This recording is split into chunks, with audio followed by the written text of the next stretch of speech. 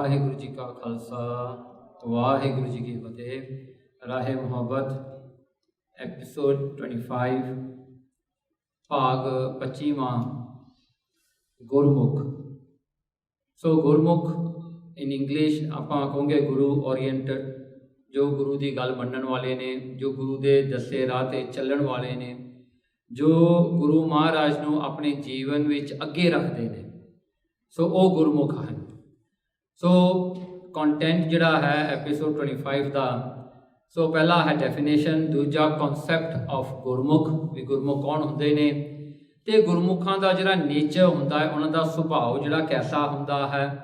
Then आपां एक साखी भाई बहलो जी दी ओहदी विचार करांगे ते फिर गुरमुख नूं किवें आइडेंटिफाई किया जाता है, भी गुरमुख नूं किवें आपां पहचानांगे भी कौन गुरमुख ने, ते फिर गुरमुख नूं किवें बणीदा है, हाउ टू बिकम अ गुरमुख, गुरमुख दे विच की लक्षण हुंदे ने, की गुण हुंदे ने। ते फिर गुरमुख नूं समझण वास्ते then we have to take right the opposite of Gurmukh जिहड़ा मनमुख है। ते मनमुख नूं आपां नूं समझण दी लोड़ है भी मनमुख कौन है, क्यों मनमुख ने, क्यों आपां उन्हां नूं मनमुख कहंदे हां। फिर गुरमुख वर्सस मनमुख, ते फिर मनमुखां दा नेचर कैसा हुंदा है, उन्हां दी सोचनी कैसी हुंदी है, and then the conclusion. Now first of all definition जिहड़ा है गुरमुख मीनस गुरु ते मुख, दे आर टू वर्ड्स। पहला वर्ड है गुर, गुर मीनस गो ते रू, ये भी दो अखरां दा बनदा है गुर। सो गो means the darkness of ignorance, रू means the brightness of knowledge. So ओ गुरु बन गया। मुख मीनस फेस, मुख मीनस जिहड़ा चेहरा है, मूँह है, जां जिहड़ा हन गुरमुख जिहड़े हन कॉलेक्टिवली जिहड़ा दा मूँह गुरु वाल है, द वन जिहड़ा हन देखो जिहदा मूँह गुरु वाल है ते जिहड़ा अपने आप नूं गुरु नूं अगे करके देखदा है, that means he looks up to the guru, he wants to follow what the guru says, ओ गुरमुख ने। ते ऑब्वियसली जो तुसी कहोगे I believe in the guru, then you follow what guru says, okay. Then the right opposite of Gurmukh is Manmukh. Now to become a Gurmukh is the aim of a Sikh. सिखां दा की है वड्डी गल कि मैं गुरमुख बनना है, जो गुरु ने कहा मैं वो करना है, मैं वो बनना है। ते देखो गुरमुख जिहड़ा है गुरबाणी दे विच आल्सो मीनस दैट गुर जिहड़ा गुरु है मुखी है, the leader guru, the guru which is your leader of your life, to guide you in your life, जिहड़ा हन to guide you in every moment of your life to achieve liberation from this world, and while living you get all the happiness and you live in harmony। ਉਹਦੇ ਕਰਕੇ ਤੁਹਾਨੂੰ ਗੁਰੂ ਦੀ ਲੋੜ ਹੈ। ਚਲੋ ਨਾਓ concept of ਗੁਰਮੁਖ ਕੀ ਹੈ, ਕਹਿੰਦੇ ਜਦੋਂ ਆਪਾਂ ਕਹਿੰਦੇ ਨਾ that gurmukh to face the guru, to look up to the guru, why ਕਹਿੰਦੇ ਉਹਦਾ ਜਿਹੜਾ ਹੈ ਪਹਿਲੀ ਗੱਲ ਹੈ ਜਿਹੜੇ ਹਨ ਗੁਰੂ ਮਹਾਰਾਜ ਦੇ ਮਨ ਵਚ ਤੇ ਕਰਮ, ਇਹ ਤਿੰਨ ਚੀਜ਼ਾਂ ਹੁੰਦੀਆਂ ਨੇ। मन की है भी हमेशा अपने जिहड़ा थॉट्स होंदे ने अपने विच आपां अपने गुरु नूं अगे रखना है। जिहड़ा भी मन विच ख्याल आवे तुसीं गुरु नूं पहलां अगे सोचना है भी मेरा गुरु इहदे बारे की कह रहा, what the Guru thinks about this. जे मैं ये करांगा मेरा गुरु की दस रहा, मेरा गुरु दे अनुकूल है, am I compliant to the guru's advice or am against guru's advice. So वो मन है। दूजा है बच, जो भी कुछ बोलना है पहला ये सोच के बोलना है कि मैं गुरु के अनुकूल बोल रहे हैं और I am against the guru now, so I only have to speak as what the guru wants me to speak. So karma जिहड़ा है that you want to do whatever karma that you want to do is you consider the guru's advice, the guru's teachings, भी जिहड़ा मेरा कर्म है ये अनुकूल है गुरु के सिक्ख्या दे। सो गुरु जिहड़ा है चाहुंदा मैं ऐसा करा, should I be doing this or not to be doing this, because you must remember we are born in this world with set of karmas that is from our previous life। now that process is a nature's process है। वो process दे विच की हुंदा है, वो एक nature दा process है। जिवें कोई जम्मिया है उन्हें अपने कर्म भुगत के उन्हें मर जाना है, ये नेचर्स कॉज है। ये नेचर ने अपने आप उहदी जिंदगी विच वो चीज़ां लैके आ जानियां है, वो थॉट प्रोसैस उहदा वैसा बना देना है, उन्होंने वैसा बंदा बना देना है उसके कर्मा ने। But guru comes as an enhancement in your life. Guru Maharaj की करते हैं थोनों वो कर्मां दे cycle, because the karma cycle is not limited to one birth, it goes into many many birth. किन्ने क बर्थ होणगे? अनलिमिटेड, मिलियंस ऑफ बर्थ आप कर चुके हाँ, पर गुरु महाराज आपां नूं एक एनवलप च पा के अपने हुक्म विच लिया के आपां नूं इस साइकिल तो लिबरेट करना चाहुंदे ने। सो दैट्स वाई जिन्ने भी आपां कर्म करने ने आपां सोच के करने ने कि मेरा गुरु दे अनुकूल है, because we want guru to liberate us from this cycle, because this cycle may not be as painful as we feel it now, but going through the birth and going through the death every time, so ਉਹਦੇ ਨਾਲ ਆਪਾਂ ਨੂੰ ਦੁੱਖ ਹੁੰਦਾ ਹੈ ਤੇ ਇਹ ਦੁੱਖ ਰਿਪੀਟਡਲੀ ਆਉਂਦੇ ਜਾਂਦੇ ਨੇ।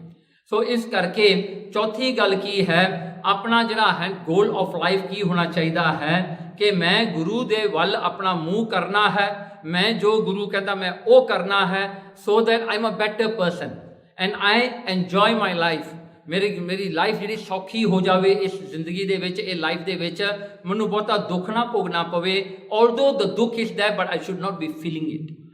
So I should be above the pain, you know, the sensory organs ਦੇ ਜਿੰਨੇ ਵੀ ਜਿਹੜਾ ਹਨ ਉਹਨਾਂ ਦੇ sensory organs ਦੇ ਜਿੰਨੇ ਵੀ ਉਹਨਾਂ ਦੇ emotions ਪੈਦਾ ਹੁੰਦੇ ਨੇ, ਮੈਂ ਉਹਨਾਂ ਤੋਂ ਉੱਤੇ ਹੋ ਜਾਵਾਂ ਨਾ।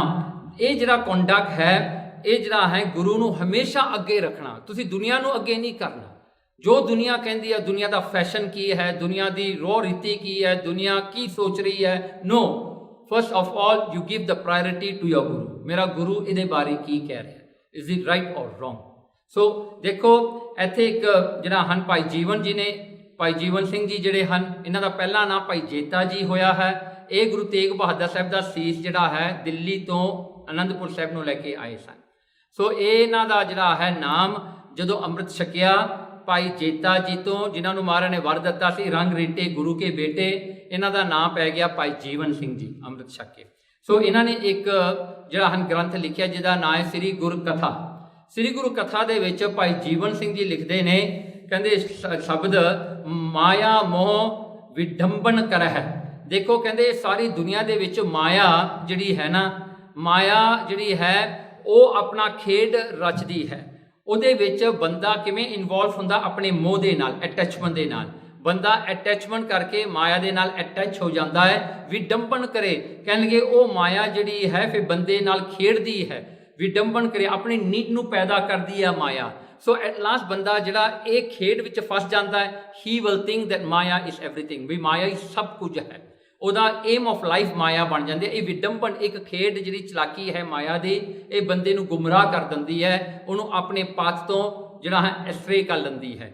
ਫਿਰ ਕਹਿੰਦੇ ਇਨਕੇ ਚਿੱਤ ਨਾ ਧਰਿਓ ਰੇ, ਕਹਿਣਗੇ ਇਹਨਾਂ ਦੇ ਚਿੱਤ ਵਿੱਚ ਨਹੀਂ ਪੈਣਾ ਚਾਹੀਦਾ ਮਾਇਆ ਦੇ, because Maya is temporary, Maya is ਪਰਮਾਤਮਾ ਦੀ ਛਾਇਆ ਹੈ, ਉਹ ਕੁਝ ਵੀ ਨਹੀਂ ਹੈ, ਇਹ ਸਾਰਾ ਇੱਕ ਇਲੂਸ਼ਨ ਹੈ ਮਾਇਆ।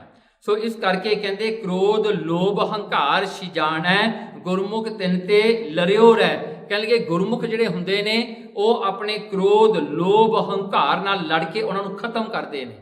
ਉਹਨਾਂ ਨੂੰ ਖਤਮ ਕਿਵੇਂ ਕਰਦੇ ਨੇ? ਜੋ ਗੁਰੂ ਨੇ ਸਿੱਖਿਆ ਦਿੱਤੀ, ਗੁਰੂ ਦੀ ਸਿੱਖਿਆ ਲੈ ਕੇ they win their lust, their greed and then their ego. So ਇਹ ਜਿਹੜਾ ਹਨ ਕਹਿੰਦੇ ਕਾਮ ਬਲੀ ਬਹੁਤ ਸੰਤਲ ਸਤਾਨੈ ਗੁਰਸਿੱਖ ਸਰਨੀ ਪਰਿਓ ਰੇ। ਕਹਿਣ ਲੱਗੇ ਦੇਖੋ ਇਹ ਜਿਹੜਾ ਕਾਮ ਹੈ, ਲਸਟ ਹੈ, ਇਹ ਵੱਡੇ ਵੱਡੇ ਸੰਤਾਂ ਨੂੰ ਵੀ ਗੁੰਮਰਾਹ ਕਰ ਦਿੰਦਾ ਹੈ, ਵੱਡੇ ਵੱਡੇ ਭਗਤੀ ਕਰਨ ਵਾਲੇ ਬੰਦਿਆਂ ਨੂੰ ਵੀ ਜਿਹੜਾ ਨਾ ਐਸਟਰੇ ਲੈ ਜਾਂਦਾ ਹੈ, ਬੰਦੇ ਨੂੰ ਗੁੰਮਰਾਹ ਕਰਕੇ ਰੱਖ ਦਿੰਦਾ। ਇਹ ਕਾਮ ਲਸਟ ਇਹ ਜੀ ਭੈੜੀ ਚੀਜ਼ ਹੈ। ਪਰ ਕਹਿੰਦੇ ਜੇ ਕਿਤੇ ਉਹ ਸੰਤ ਉਹਨਾਂ ਨੂੰ ਕਿਤੇ ਗੁਰਸਿੱਖਾਂ ਦੀ ਧੂੜੀ ਮਿਲ ਜਾਵੇ ਨਾ, ਤਾਂ ਕਹਿੰਦੇ ਉਹ ਰਾਹ ਪੈ ਜਾਣਗੇ। ਡੋਂਟ ਟਾਕ ਅਬਾਊਟ ਦ ਗੁਰੂ, ਕਹਿੰਦੇ ਗੁਰਸਿੱਖਾਂ ਵਿੱਚ ਵੀ ਇੰਨੀ ਸ਼ਕਤੀ ਆ ਜਾਂਦੀ ਹੈ, ਉਹਨਾਂ ਦੀ ਚਰਨ ਧੂੜ ਲੈ ਕੇ ਉਹ ਮਹਾਤਮਾ ਸੰਤ ਜਿਹੜੇ ਕਾਮ ਨੂੰ ਸਤਾਏ ਹੋਏ ਨੇ ਉਹਨਾਂ ਦਾ ਕਾਮ ਦੂਰ ਹੋ ਜਾਂਦਾ ਹੈ। ਦੇਖੋ ਐਸਾ ਜਿਹੜਾ ਹੈ ਕਹਿੰਦੇ ਗੁਰ ਸ਼ਬਦ ਇਹ ਜੁਗਤ ਬਣਾਈ। ਇਹ ਸਾਰੀ ਜੁਗਤੀ ਮੈਥਡਸ ਜਿਹੜੇ ਨੇ, ਤਰੀਕੇ ਜਿਹੜੇ ਨੇ, ਇਹ ਗੁਰੂ ਸ਼ਬਦ ਨੇ ਬਣਾਏ ਆ। ਗੁਰੂ ਦਾ ਸ਼ਬਦ ਮੀਨਸ ਦ ਬਾਣੀ ਦੈਟ ਵਾਸ ਅਟਰਡ ਬਾਈ ਦ ਗੁਰੂ। ਤੇ ਕਹਿੰਦੇ ਹਉਮੈ ਦੈਨਤ ਜਕਰਿਓ ਰੇ, ਕਹਿ ਲਗੇ ਜਿਹੜੀ ਹਉਮੈ ਕਿਸੇ ਤੋਂ ਠੀਕ ਨਹੀਂ ਆਉਂਦੀ, ਉਹ ਗੁਰਮੁਖ ਉਹਨੂੰ ਬੰਨ ਕੇ ਰੱਖ ਲੈਂਦੇ ਨੇ। ਸੋ ਜੇ ਹਉਮੈ ਹੈ, it comes under the control of Gursikhs, not that the Gursikhs under the control of the ਹਉਮੈ। ਜਿਵੇਂ ਸਾਰੀ ਦੁਨੀਆ ਹਉਮੈ ਵਿੱਚ ਫਸੀ ਆ, ਗੁਰਸਿੱਖਾਂ ਵਾਸਤੇ ਹਉਮੈ ਉਹਨਾਂ ਦੇ ਕੰਟਰੋਲ ਵਿੱਚ ਆ ਜਾਂਦੀ ਹੈ, ਕਿਉਂਕਿ ਗੁਰੂ ਦੀ ਸਿੱਖਿਆ ਲਈ ਹੈ। So you become the master of the game, you are not the slave of the game. So ਇੱਥੇ ਜਿਹੜਾ ਹਨ ਅੱਗੇ ਗੁਰੂ ਹੁਕਮ ਸ਼ੁਭ ਕਰਮ ਕਮਾਣੇ, ਕਹਿੰਦੇ ਗੁਰੂ ਦਾ ਹੁਕਮ Now that's what it is like. Now we are governed by the law. So go law of the country, law of this, ਜਿਹੜੀ ਵੀ country ਜਾਂਦੇ ਉਹਦਾ ਲਾਅ ਨੂੰ ਤੁਸੀਂ ਗਵਰਨ ਕਰ ਲੈਂਦੇ ਆ, ਉਹ ਲਾਅ ਦੇ ਥੱਲੇ ਆ ਜਾਂਦੇ ਆ। ਇਸੇ ਤਰ੍ਹਾਂ ਹੀ ਆਪਣੇ ਤੇ ਗੁਰੂ ਦਾ ਹੁਕਮ ਹੈ। ਗੁਰੂ ਦਾ ਹੁਕਮ ਜਿਹੜਾ ਹੈ ਸਭ ਕਰਮ ਕਮਾਣੇ, ਗੁਰੂ ਦੇ ਹੁਕਮ ਵਿੱਚ ਰਹਿ ਕੇ ਕੰਮ ਕਰਾਉਣੇ, ਕੰਮ ਕਰਨੇ ਨੇ, ਕਰਮ ਕਮਾਉਣੇ ਨੇ। ਜੋ ਗੁਰੂ ਕਹਿੰਦਾ ਉਹ ਕਰਨਾ ਹੈ, ਜੋ ਗੁਰੂ ਕਹਿੰਦਾ ਨਹੀਂ ਕਰਨਾ ਉਹ ਨਹੀਂ ਕਰਨਾ। ਸੋ ਕਹਿੰਦੇ ਇਸ ਕਰਕੇ ਜਮ ਕਾ ਸੰਸਾ ਮਰਿਓ ਰੇ, ਸੋ ਤੁਹਾਨੂੰ ਫਿਰ ਐਂਜਲ ਆਫ ਡੈਥ ਜਿਹੜਾ ਹੈ ਵਿਚ ਇਜ਼ ਵੈਰੀ ਪੇਨਫੁਲ, ਜਿਹੜਾ ਡੈਥ ਨੂੰ ਆ ਕੇ ਅੰਦਰੋਂ ਤੁਹਾਡੀ ਸੋਲ ਨੂੰ ਖਿੱਚਦਾ ਹੈ, ਉਹ ਕੁੱਟਦਾ ਮਾਰਦਾ ਹੈ, ਉਹਦੇ ਦੁੱਖ ਤੋਂ ਆਪਾਂ ਛੁੱਟ ਜਾਂਦੇ ਹਾਂ। ਫਿਰ ਜਨਮ ਮਰਨ ਕੀ ਪਾਂਸੀ ਕਾਟੀ, ਕਹਿੰਦੇ ਜਨਮ ਤੇ ਮਰਨ ਦਾ ਜਿਹੜਾ ਹੈ ਇਹ ਗੇੜਾ ਰੀਇਨਕਾਰਨੇਸ਼ਨ ਦਾ ਇਹ ਕੱਟਿਆ ਜਾਂਦਾ, ਇਹ ਨੂਸ ਕੱਟੀ ਜਾਂਦੀ ਹੈ ਤੁਹਾਡੇ ਗਲੇ ਵਿੱਚੋਂ। ਸਤ ਸੰਗ ਪਾਰ ਉਤਰਿਓ ਰੇ, ਕਹਿੰਦੇ ਸਤ ਸੰਗਤ ਦੇ ਨਾਲ ਪਾਰ ਉਤਰ ਜਾਈਦਾ ਹੈ। ਫਿਰ ਅੱਗੇ ਅਖੀਰਲੀ ਲਾਈਨ 'ਚ ਕਹਿੰਦੇ ਜੈਤੇ ਸਤਿਗੁਰੂ ਸੰਗਤ ਪਾਈ, ਕਹਿੰਦੇ ਮੈਂ ਜੇਤੇ ਨੇ ਵੀ ਗੁਰੂ ਦੀ ਸੰਗਤ ਪਾ ਲਈ। ਮੈਂ ਗੁਰੂ ਦੇ ਕੋਲ ਰਹਿ ਕੇ ਮੈਂ ਗੁਰੂ ਦੀਆਂ ਗੱਲਾਂ, ਗੁਰੂ ਦੇ ਬਚਨ, ਗੁਰੂ ਦੇ ਕਰਮ, ਗੁਰੂ ਦੇ ਜਿਹੜੇ ਹਨ ਦੱਸੇ ਹੋਏ ਰਾਹ ਤੇ ਮੈਂ ਚੱਲਿਆ ਹਾਂ। ਸੰਤ ਜਨਾ ਸੰਗ ਤਰਿਓ ਰੇ, ਮੈਂ ਵੀ ਤਰ ਗਿਆ ਗੁਰ ਸੰਗਤਾਂ ਦੇ ਨਾਲ। ਜਿਹੜਾ ਹਾਂ ਸੰਗਤ ਨੂੰ ਦੇਖ ਦੇਖ ਕੇ ਮੈਂ ਵੀ ਮੋਟੀਵੇਟ ਹੁੰਦਾ ਗਿਆ ਤੇ ਮੈਂ ਵੀ ਤਰ ਗਿਆ ਨਾਲੇ। So this is the way. ਤਾਂ ਸੰਗਤ ਬਹੁਤ ਜ਼ਰੂਰੀ ਹੈ। ਹੁਣ ਦੇਖੋ ਨੇਚਰ ਆਫ ਗੁਰਮੁਖ, ਗੁਰਮੁਖ ਦਾ ਨੇਚਰ ਕੈਸਾ ਹੁੰਦਾ, ਉਹਨਾਂ ਦਾ ਸੁਭਾਅ, ਉਹਨਾਂ ਦਾ ਕੈਰੈਕਟਰ ਕੈਸਾ ਹੁੰਦਾ ਹੈ, ਇਹਦੇ ਬਾਰੇ ਜਿਹੜਾ ਹਨ ਭਾਈ ਗੁਰਦਾਸ ਜੀ ਨੇ 8ਵੀਂ ਵਾਰ ਦੇ ਵਿੱਚ 24ਵੀਂ ਪੌੜੀ ਦੇ ਵਿੱਚ ਉਹਨਾਂ ਨੇ ਇਹ ਜਿਹੜੀ ਹਨ ਵਾਰ ਉਚਾਰੀ ਹੈ। ਵਿਲ ਟੇਕ ਦ ਗਾਈਡੈਂਸ, ਜਿਹੜਾ ਹਨ ਇਹਦਾ ਗਾਈਡੈਂਸ ਲੈ ਕੇ ਆਪਾਂ ਇੱਕ ਇੱਕ ਗੁਣ ਗੁਰਮੁਖ ਦਾ ਵਿਚਾਰਾਂਗੇ। ਪਹਿਲਾ ਗੁਣ ਗੁਰਮੁਖਾਂ ਦਾ ਕੀ ਹੈ? ਨੀਚੋ ਨੀਚ। ਕਹਿੰਦੇ ਗੁਰਮੁਖ ਜਿਹੜੇ ਨੇ ਉਹ ਨੀਚੋ ਨੀਚ ਨੇ। ਨਾ ਇੱਕ ਤਾਂ ਨੀਚ ਹੁੰਦਾ ਹੈ ਨਾ, ਕਹਿੰਦੇ ਹਨ ਇੱਕ ਤਾਂ ਨੀਚ ਹੁੰਦਾ, ਇੱਕ ਨੀਚਾਂ ਦਾ ਵੀ ਨੀਚ। ਹੁਣ ਇੱਕ ਹੁੰਦੇ ਨੇ ਜਿਵੇਂ ਪਸ਼ੂ, ਇੱਕ ਪਸ਼ੂ ਢੋਰ ਹੁੰਦੇ, ਢੋਰ ਪਸ਼ੂ ਹੁੰਦੇ ਨੇ। ਇੱਕ ਤਾਂ ਉਹ ਹੈ ਪਸ਼ੂ ਜੋ ਬੰਦਿਆਂ ਦਾ ਗੰਦ ਲਿੱਦ ਚੱਕਦੇ ਨੇ, ਸੋ ਬੰਦਿਆਂ ਦਾ ਜਿਹੜਾ ਹਨ ਵੇਸਟ ਨੂੰ ਚੱਕਦੇ ਨੇ। ਜਿਹੜੇ ਹਨ ਢੋਰ ਪਸ਼ੂ ਉਹ ਹੁੰਦੇ ਨੇ ਜਿਹੜੇ ਪਸ਼ੂਆਂ ਦਾ, ਉਹਨਾਂ ਪਸ਼ੂਆਂ ਦਾ ਵੀ ਜਿਹੜਾ ਡਰਟ ਹੁੰਦਾ ਉਹ ਵੀ ਚੱਕਦੇ ਨੇ, ਉਹਨਾਂ ਦੇ ਫਿਲਟ ਨੂੰ ਵੀ ਚੱਕਦੇ ਨੇ। That mean it's low of the lower. So ਉਹ ਇੱਥੇ ਭਾਈ ਗੁਰਦਾਸ ਜੀ ਆਪਾਂ ਨੂੰ ਦੱਸਦੇ ਨੇ, ਕਹਿੰਦੇ ਦੇਖੋ ਨਾ, ਕਹਿੰਦੇ ਉੱਤਮ ਮੱਧਮ ਨੀਚ ਲਖ। ਕਹਿੰਦੇ ਦੇਖੋ ਹੁਣ ਇੱਥੇ ਉੱਤਮ, ਨਾਓ ਦੇ ਆਰ 3 ਟਾਈਪਸ, 3 ਜਿਹੜੇ ਹਨ ਇਹਨਾਂ ਦੇ ਸਟੇਟ ਹਨ ਬੰਦਿਆਂ ਦੇ। ਇੱਕ ਉਹ ਤਾਂ ਉੱਤਮ ਪੁਰਖ ਹੁੰਦੇ ਨੇ, ਇੱਕ ਮੱਧਮ ਹੁੰਦੇ ਨੇ, ਇੱਕ ਕਨਿਸ਼ਟ ਹੁੰਦੇ ਨੇ। ਉੱਤਮ ਮੀਨਸ ਦ ਗ੍ਰੇਟ ਵਨਸ, ਜਿਨ੍ਹਾਂ ਦੇ ਖਿਆਲ ਜਿਹੜੇ ਹਨ, ਜਿਹੜੇ ਪੜ੍ਹੇ ਲਿਖੇ ਸਕਾਲਰਸ ਹਨ, ਜਿਨ੍ਹਾਂ ਨੇ ਕਮਾਈਆਂ ਕੀਤੀਆਂ, ਉਹ ਉੱਤਮ ਨੇ। ਮੱਧ ਉਹ ਨੇ ਜਿਹੜੇ ਹਜੇ ਉਹ ਕੰਮ ਤੇ ਸਿੱਖਦੇ ਨੇ, ਹਜੇ ਉਹ ਕੰਮ ਤੇ ਚੱਲਣ ਦੀ ਜਿਹੜੀ ਹਨ ਕੋਸ਼ਿਸ਼ ਕਰ ਰਹੇ ਨੇ। ਤੇ ਕਨਿਸ਼ਟ ਉਹ ਹਨ ਜਿਹੜੇ ਹਜੇ ਸਿੱਖ ਰਹੇ ਨੇ ਸਾਰਾ, ਹਜੇ ਉਹਨਾਂ ਦੇ ਜਗਿਆਸਾ ਹਜੇ ਜਾਗੀ ਹੋਈ ਹੈ, ਹਜੇ ਉਹਨਾਂ ਦਾ ਇੰਟਰਸਟ ਹੀ ਜਾਗਿਆ, ਕੀਤਾ ਕੁਛ ਨਹੀਂ ਹਜੇ। ਸੋ ਉਹ ਕਨਿਸ਼ਟ ਨੇ। ਸੋ ਇਹ ਜਿਹੜੇ ਨਾ ਕਹਿੰਦੇ ਉੱਤਮ ਮੱਧਮ ਤੇ ਨੀਚ ਜਿਹੜੀਆਂ 3 ਨੇ, ਕਹਿੰਦੇ ਇਹਦੇ ਵਿੱਚ ਲੱਖਾਂ ਹੀ ਲੋਕ ਹੋਣਗੇ। ਗੁਰਮੁਖ ਨੀਚੋਂ ਨੀਚ ਸਦਾਏ, ਗੁਰਮੁਖ ਕੱਲੇ ਹਨ ਜਿਹੜੇ ਆਪਣੇ ਆਪ ਨੂੰ ਇਹਨਾਂ ਤੋਂ ਵੀ ਨੀਚ ਦਾ ਨੀਚ ਅਖਾਉਂਦੇ ਨੇ। ਦੇ ਗੋ ਦ ਲੋਅਰ ਦੈਨ ਦ ਲੋਵੈਸਟ। ਸੋ ਇੱਥੇ ਜਿਹੜੀ ਗੱਲ ਹੈ ਹੁਣ ਨੀਚੋਂ ਨੀਚ ਜਿਹੜੀ ਇਹ ਸੁਭਾਅ, ਇਹ ਜਿਹੜਾ ਗੁਣ ਹੈ ਨਾ ਗੁਰਮੁਖਾਂ ਦਾ, ਪਹਿਲੀ ਗੱਲ ਹੈ ਗੁਰਮੁਖ ਜਿਹੜੇ ਨੇ ਆਪਣਾ ਸੈਲਫ ਵਰਥ ਕਿਤੇ ਨਹੀਂ ਕਰਦੇ ਕਿ ਮੈਂ ਇਹ ਹਾਂ, ਮੈਂ ਉਹ ਹਾਂ। ਨੂੰ ਉਹ ਕਿਤੇ ਵੀ ਇਹ ਗੱਲ ਨਹੀਂ ਕਰਦੇ। ਉਹ ਕਹਿੰਦੇ ਮੈਂ ਕੁਝ ਵੀ ਨਹੀਂ ਹਾਂ, ਮੈਂ ਨੀਚਾਂ ਤੋਂ ਵੀ ਨੀਚ ਹਾਂ। ਦੂਜੀ ਗੱਲ, ਗੁਰਮੁਖ ਜਿਹੜੇ ਹਨ ਕਿਤੇ ਵੀ ਆਪਣੇ ਆਪ ਨੂੰ ਜਿਹੜਾ ਹੈ ਉਹ ਜਿਹੜਾ ਹਨ ਜਿੰਨਾ ਵੀ ਕੁਝ ਉਹਨਾਂ ਕੋਲ ਹੋਵੇ, ਦੇ can B the giani, they can be a big scholar, but ਉਹ ਜਦੋਂ ਵੀ ਸੋਚਣਗੇ ਉਹ ਕਹੋਗੇ ਮੈਂ ਕੁਝ ਵੀ ਨਹੀਂ ਹਾਂ, I am nothing compare to the guru. ਮੈਂ ਕੁਝ ਵੀ ਨਹੀਂ ਹਾਂ, ਮੈਂ ਨੀਚੋ ਨੀਚ, ਮੈਂ ਸੰਗਤ ਦਾ ਜਿਹੜਾ ਹਨ ਜੋੜੇ ਝਾੜਨ ਵਾਲਾ ਹਾਂ। ਕਹਿੰਦੇ ਇਸ ਕਰਕੇ ਜਿਹੜੇ ਹਨ ਹੁਣ ਐਕਨੋਮਿਕਲੀ ਲੋਕੀ ਕਹਿੰਦੇ ਨੇ ਵੀ ਜਿਹੜੇ ਧਨੀ ਨੇ ਉਹਨਾਂ ਨੂੰ ਇੱਕ ਗ੍ਰੇਡਿੰਗ 'ਚ ਪਾਤਾ, ਜਿਹੜੇ ਹਨ ਮਿਡਲ ਕਲਾਸ ਹੁੰਦੇ ਨੇ ਇੱਕ ਲੋਅਰ ਕਲਾਸ ਕਰ ਦਿੱਤੇ ਲੋਕਾਂ ਨੇ, ਵੀ ਜਿਹੜੇ ਲੋ ਅਰਨਿੰਗ ਵਾਲੇ ਉਹਨਾਂ ਨੂੰ ਲੋ ਕਲਾਸ ਵਿੱਚ ਪਾ ਦਿੱਤਾ। ਦੁਨੀਆ ਨੇ ਇਹਨਾਂ ਨੂੰ ਜਿਹੜਾ ਹਨ ਐਕਨੋਮਿਕਲੀ ਲੋਕਾਂ ਨੂੰ ਡਿਵਾਈਡ ਕਰ ਦਿੱਤਾ। ਪਰ ਦੇਖੋ ਗੁਰਮੁਖ ਜਿਹੜੇ ਨੇ ਉਹਨਾਂ ਕੋਲ ਭਾਵੇਂ ਮਿਲੀਅਨ ਬਿਲੀਅਨਸ ਵੀ ਹੋਵੇ, ਉਹ ਆਪਣੇ ਆਪ ਨੂੰ ਨੀਚੋਂ ਨੀਚ ਸਮਝਦੇ ਨੇ ਕਿ ਮੈਂ ਕੁਝ ਵੀ ਨਹੀਂ ਹਾਂ। immaterial what they have or they don't have doesn't matter। ਉਹਨਾਂ ਦਾ ਖਿਆਲ ਕੀ ਆ? ਮੈਂ ਨੀਚੋਂ ਨੀਚ ਹਾਂ, ਮੈਂ ਨੀਵਾਂ ਹਾਂ। ਸੋ ਇਸ ਕਰਕੇ ਉਹਨਾਂ ਵਿੱਚ ਹੰਕਾਰ ਨਹੀਂ ਆਉਂਦਾ। ਸੋ ਇਸ ਕਰਕੇ ਜਿਹੜਾ ਹਨ ਨੀਚੋ ਨੀਚ। ਦੂਜਾ ਉਹਨਾਂ ਦਾ ਜਿਹੜਾ ਗੁਣ ਹੈ ਆਪ ਗਵਾਏ, ਉਹ ਆਪਣੇ ਆਪ ਨੂੰ ਗਾਉਂਦੇ ਨੇ। ਕਹਿੰਦੇ ਦੇਖੋ everyone ਦੁਨੀਆ ਵਿੱਚ ਕੀ ਕਰਦੇ ਨੇ? ਮੈਂ ਕੁਝ ਬਣਨਾ ਹੈ, I am somebody, I want to become somebody. ਹਰ ਕੋਈ ਇਹੀ ਕਹਿੰਦਾ ਹੈ। ਪਰ ਗੁਰਮੁਖ ਕੀ ਕਹਿੰਦੇ? I want to be nobody. Gurmukh ਇਹ ਕਹਿੰਦਾ ਹੈ। ਗੁਰਮੁਖ ਜਿਹੜੇ ਹਨ ਉਹ ਜਿਵੇਂ ਗੰਗਾ ਜਿਹੜੀ ਹੈ ਉਲਟੀ ਗੰਗਾ ਹੈ। ਲੋਕ ਕਹਿੰਦੇ ਮੈਂ ਕੁਝ ਬਣਾ, ਗੁਰਮੁਖ ਕਹਿੰਦੇ ਮੈਂ ਰਿਵਰਸ ਕਰਕੇ ਮੈਂ ਕੁਝ ਵੀ ਨਹੀਂ ਬਣਨਾ, ਮੈਂ ਜ਼ੀਰੋ ਆਣਾ ਹੈ। ਫਿਰ ਗੁਰਮੁਖ ਜਿਹੜੇ ਹਨ ਉਹ ਬਹੁਤ ਕੋਸ਼ਿਸ਼ ਕਰਦੇ, ਕਮਾਈਆਂ ਕਰਦੇ to become nothing. Say when you strive, you do something, ਤੁਸੀਂ ਕੋਸ਼ਿਸ਼ ਕਰਦੇ ਹੋ, ਮਿਹਨਤ ਕਰਦੇ ਹੋ, you want to become somebody, someone. ਪਰ ਗੁਰਮੁਖ ਸਾਰੀ ਮਿਹਨਤ ਕਰਕੇ ਟੂ ਬਿਕਮ ਨੋ ਬੋਡੀ ਹੈ, ਉਹ ਸਾਰੀ ਸੇਵਾ ਕਰਕੇ ਨੋ ਬੋਡੀ ਬਣਦੇ ਨੇ। ਫਿਰ ਕੀ ਹੁੰਦਾ ਹੈ, ਦੇਖੋ ਗੁਰਮੁਖ ਨੇ ਕੀ ਕਰਨਾ ਹੈ, ਉਹਨਾਂ ਨੇ ਗੁਰੂ ਦੇ ਜਿਹੜੇ ਹਨ ਚਰਨਾਂ ਤੇ ਡਿੱਗਣਾ ਹੈ, ਉਹਨੇ ਸੰਗਤਾਂ ਦੇ ਚਰਨਾਂ ਤੇ ਡਿੱਗਣਾ ਹੈ, ਗੁਰਸਿੱਖਾਂ ਦੇ ਚਰਨਾਂ ਤੇ ਡਿੱਗਣਾ ਹੈ। ਸਿਰਫ ਡਿੱਗਣਾ ਨਹੀਂ, ਕਹਿੰਦੇ ਉਹਨਾਂ ਦੀ ਚਰਨ ਧੂੜ ਬਣ ਜਾਣਾ ਹੈ। ਉਹਨਾਂ ਨੇ ਚਰਨ ਧੂੜ ਬਣ ਕੇ, why they become the dust, because they want to stay attached to the feet. So ਕਹਿੰਦੇ ਪਹਿਲਾਂ ਤਾਂ ਮੱਥਾ ਟੇਕਣਾ ਹੁੰਦਾ ਹੈ, ਪਰ ਕਹਿੰਦੇ ਫਿਰ ਡਸਟ ਹੀ ਬਣ ਜਾਣਾ ਹੈ, ਤਾਂ ਕਰਕੇ ਉਹ ਚਰਨਾਂ ਨਾਲ ਜੁੜੇ ਹੀ ਰਵੇ। ਫਿਰ ਦੇਖੋ ਐਸਾ ਹੈ, ਕਹਿੰਦੇ ਕਿ ਇਹ ਜਿਹੜੀ ਹਨ ਉਹਨਾਂ ਨੇ ਹਮੇਸ਼ਾ ਗੁਰੂ ਦੀ ਖੁਸ਼ੀ ਲੈਣੀ ਹੈ।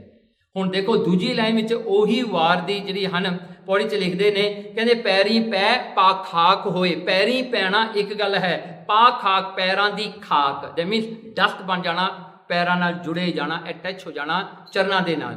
ਗੁਰਮੁਖ ਗੁਰਸਿੱਖ ਆਪ ਗਵਾਏ, ਗੁਰਮੁਖ ਜਿਹੜੇ ਨੇ ਉਹ ਗੁਰੂ ਦੀ ਸਿੱਖਿਆ ਨੂੰ ਲੈ ਕੇ ਆਪ ਗਵਾਏ, ਆਪਣੇ ਆਪ ਨੂੰ ਗਵਾ ਲੈਂਦੇ ਨੇ।